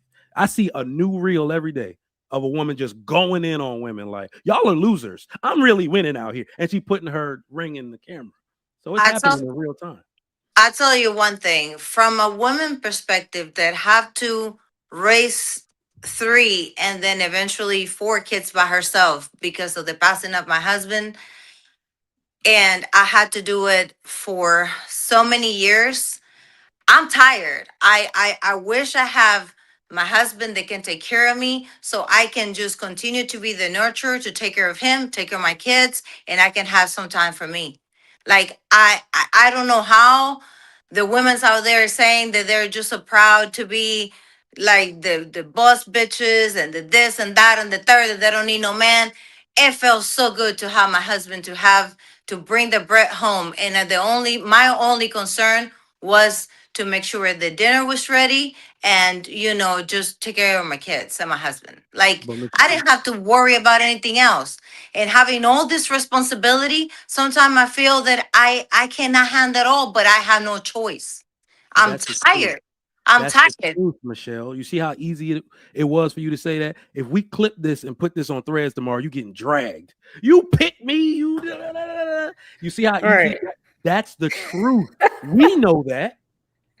We know that, right? So we're trying to get more women to stop fighting the truth. They're not going to. I think true womanhood is having your own opinion and not being. We're talking about kids being bullied, but like you said, women attempt to bully certain women online with calling names and saying because you live a lifestyle with a husband and children and you put your husband first and you are aligned with your husband that you can somehow get online and have to bow and kowtow to some type of imaginary sisterhood. I think you can have respect for women and then also have respect for yourself and your own choices. and women who get online and call other women names such as pick-me's and all this other stuff because they speak with logic is point blank shameful. It's disgusting. And yeah, you're right. Women are speaking up. But I mean, it's been many times since I've been on maternity leave and I've been, down. I've text JR like, come on, man. Like, there's no balance with the women on the panel tonight, or there's no difference in opinion or whatever, but sometimes, we are more quiet than others. And sometimes we just not going to go back with the raw. Like, we're not going to go back with the rah, right? Because that is stepping out of your femininity. I'm not about to argue and fight with anybody online about the choices I make for my life and the choices I feel that women should make for their life for an easier life. So that's my 2 cents on. I just believe that deep down inside, every woman wants their man, or her man, to take care of her. That it just, one way or another, you want that man to step up and to know that he is your solid ground. Every feminine woman. But I mean, listen. Sure. What you explained. Let me give you my new synopsis on the gender war. There is no gender war. Women are at war with their own nature. Men, children, and society at large are just collateral damage until women figure it out. There wasn't even a gender war until men started responding to the bullshit women were saying. That's when there is no war. Women have been saying niggas ain't been shit for the past since Facebook first came out. It was girls on MySpace talking about niggas. MySpace, yeah. So like it wasn't a war until men said, you know what, I'm sick of you bitches. And then like now we want to respond. Like that's why it's a war, because there's two people in a fight. And as soon as we start responding, well, why when y'all gotta criticize us? A real man would never say anything bad about a woman. Like that shit's so annoying, bro. We're just all waiting for y'all to come. Yeah, I do believe it's a lot of double standards right now, because a lot of women they're on their high horse about their independence and not needing a man, but at the same time they go on a date and they expect the man to pay the bill and to open the doors and to do this and to do that and yada yada yada. So then which one is it?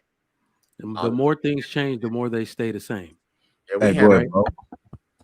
Go ahead, Bo. It's both of them.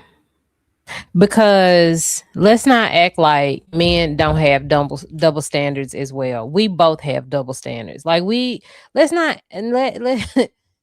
can't act like we don't do. Both of us don't do double standards. Men have double standards for women. Women have double standards for men. Men want it all. Women want it all. Give me an example of one. What all, Bo? Like, please give me an example of a double standard that men have for women. Men do not offer the same respect they expect.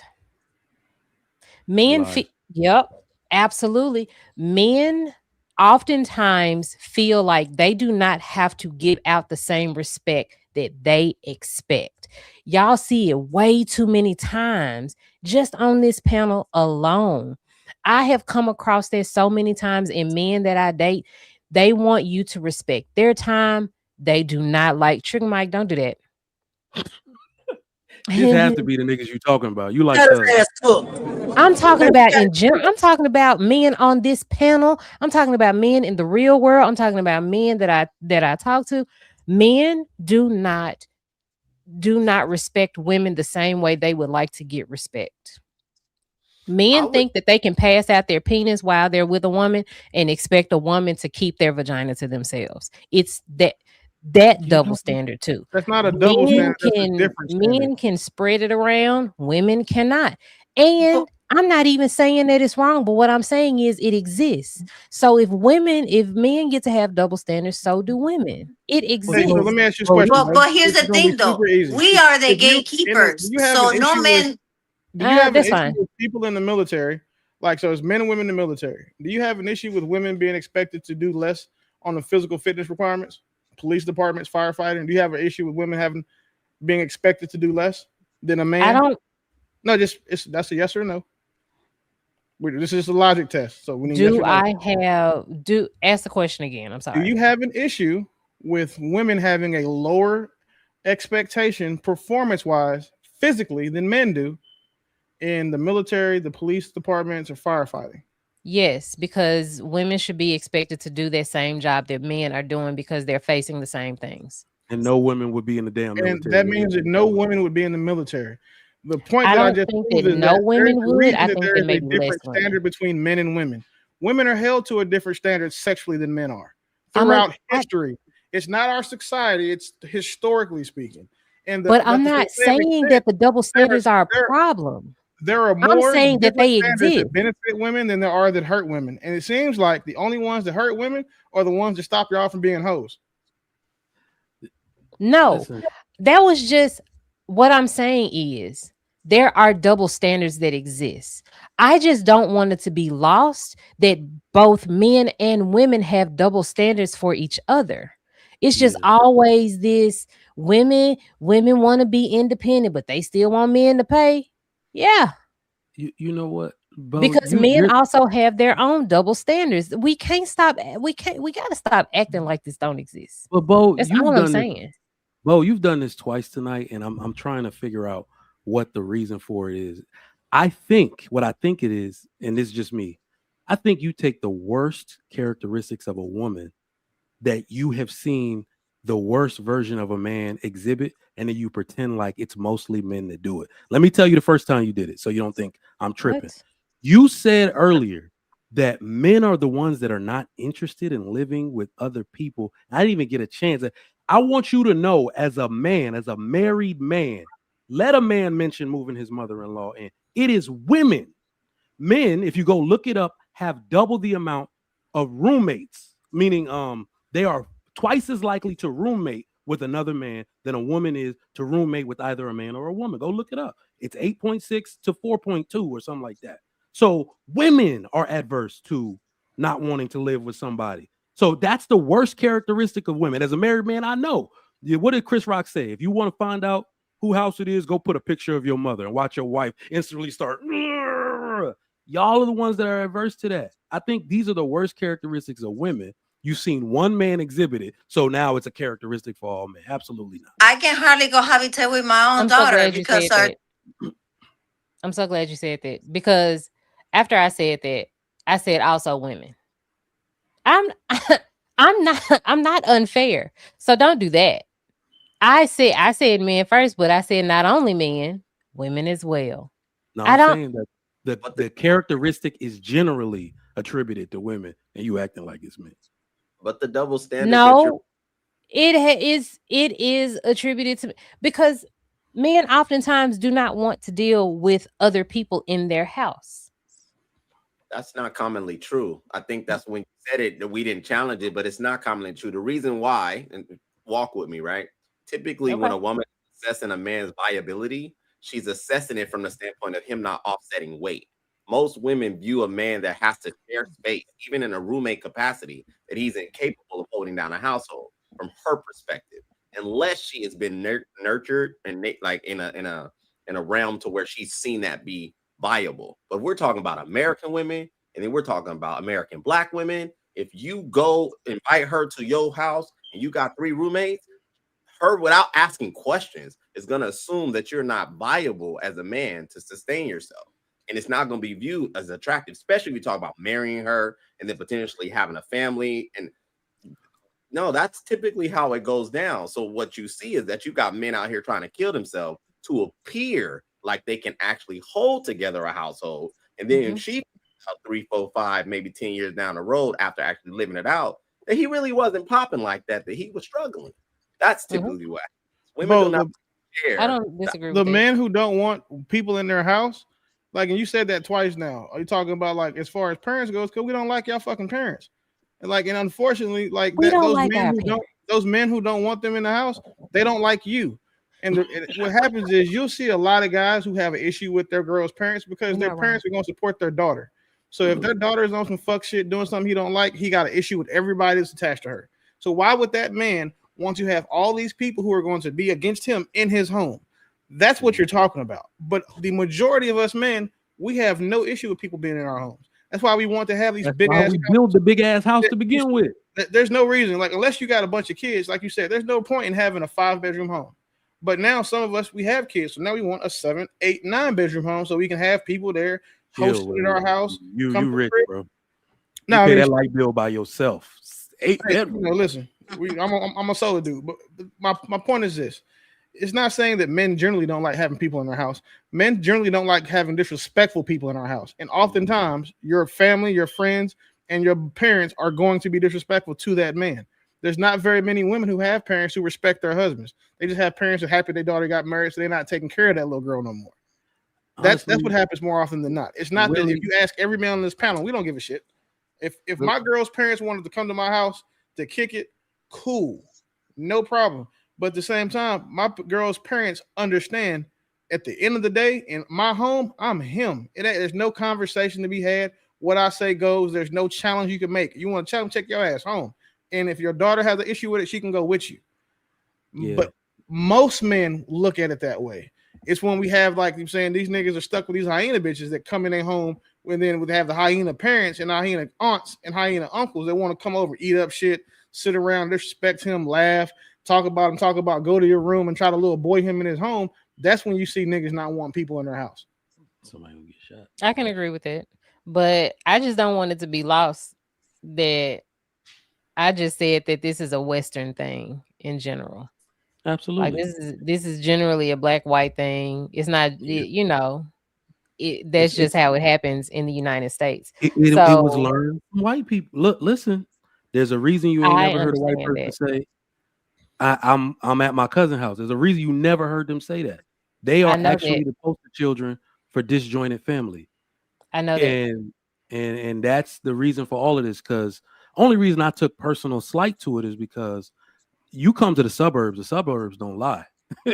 Like, you know what I mean? That's why I'd be like, yo, what are these stats talking about, bro? Go to any place where the houses cost $400,000 and up, and there's a man in every house. It could be 11, 12,000 houses. There's a structure to this, right? The only people you see who got extended family living with them, there is one structure. It's a man at the head. That's why I'm like, men are the most, they build these homes to house other people. That's what protect and provide means, right? And I even brought up the point earlier because that's actually going to be very detrimental. The Michelle, you remember when I was talking about results? Yes. That's actually going to come cascading down. The fact that these people's children are not messing with them, their children will not care for them in their old age.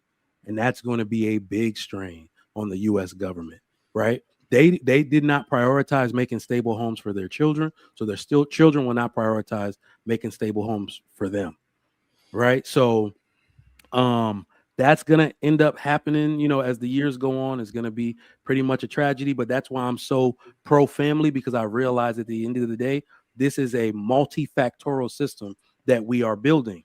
There are a lot of women right now who are probably at their financial peak. I'm not wishing this on anybody, but we are the fattest people in the world. Their mama's going to get sick. All that money she saved, gone out the window. That move she was going to make to get more money, she can't do it now because her mom is bedridden and needs to stay with her. She needs a bigger apartment. That's the crazy part.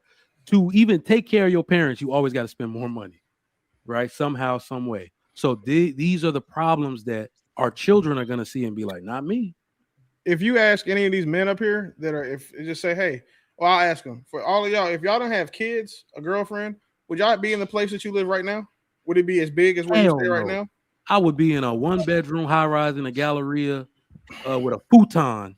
Listen, if it was just me, I'd have kept my spot. I'd have kept my spot. Even myself, I'm a single mom. The Trigger Mike, I'd have been at the National still, that little bitty ass 2-bedroom but it had a crazy view. If it was just me, I told my kids, if I didn't have them, I'd be rich. Men is because of the our obligations and our likes, and saying what our responsibilities are. I don't have to have a 15-bedroom house because I just want the space. I want 7,000 square feet of shit to fucking get dust all over. I have to have it because I have kids, and kids have friends, and I have family that want to come over here. So the majority of the time, like, guys, we're simple. Like, and then then there's also the group of men I will give you that they do shit to impress y'all too. Mm-hmm. Like, because I don't think one person on earth would pay $400,000 for a car if it didn't get them vagina. If girls didn't give a shit about cars, everybody would be driving a Honda or a Chevy.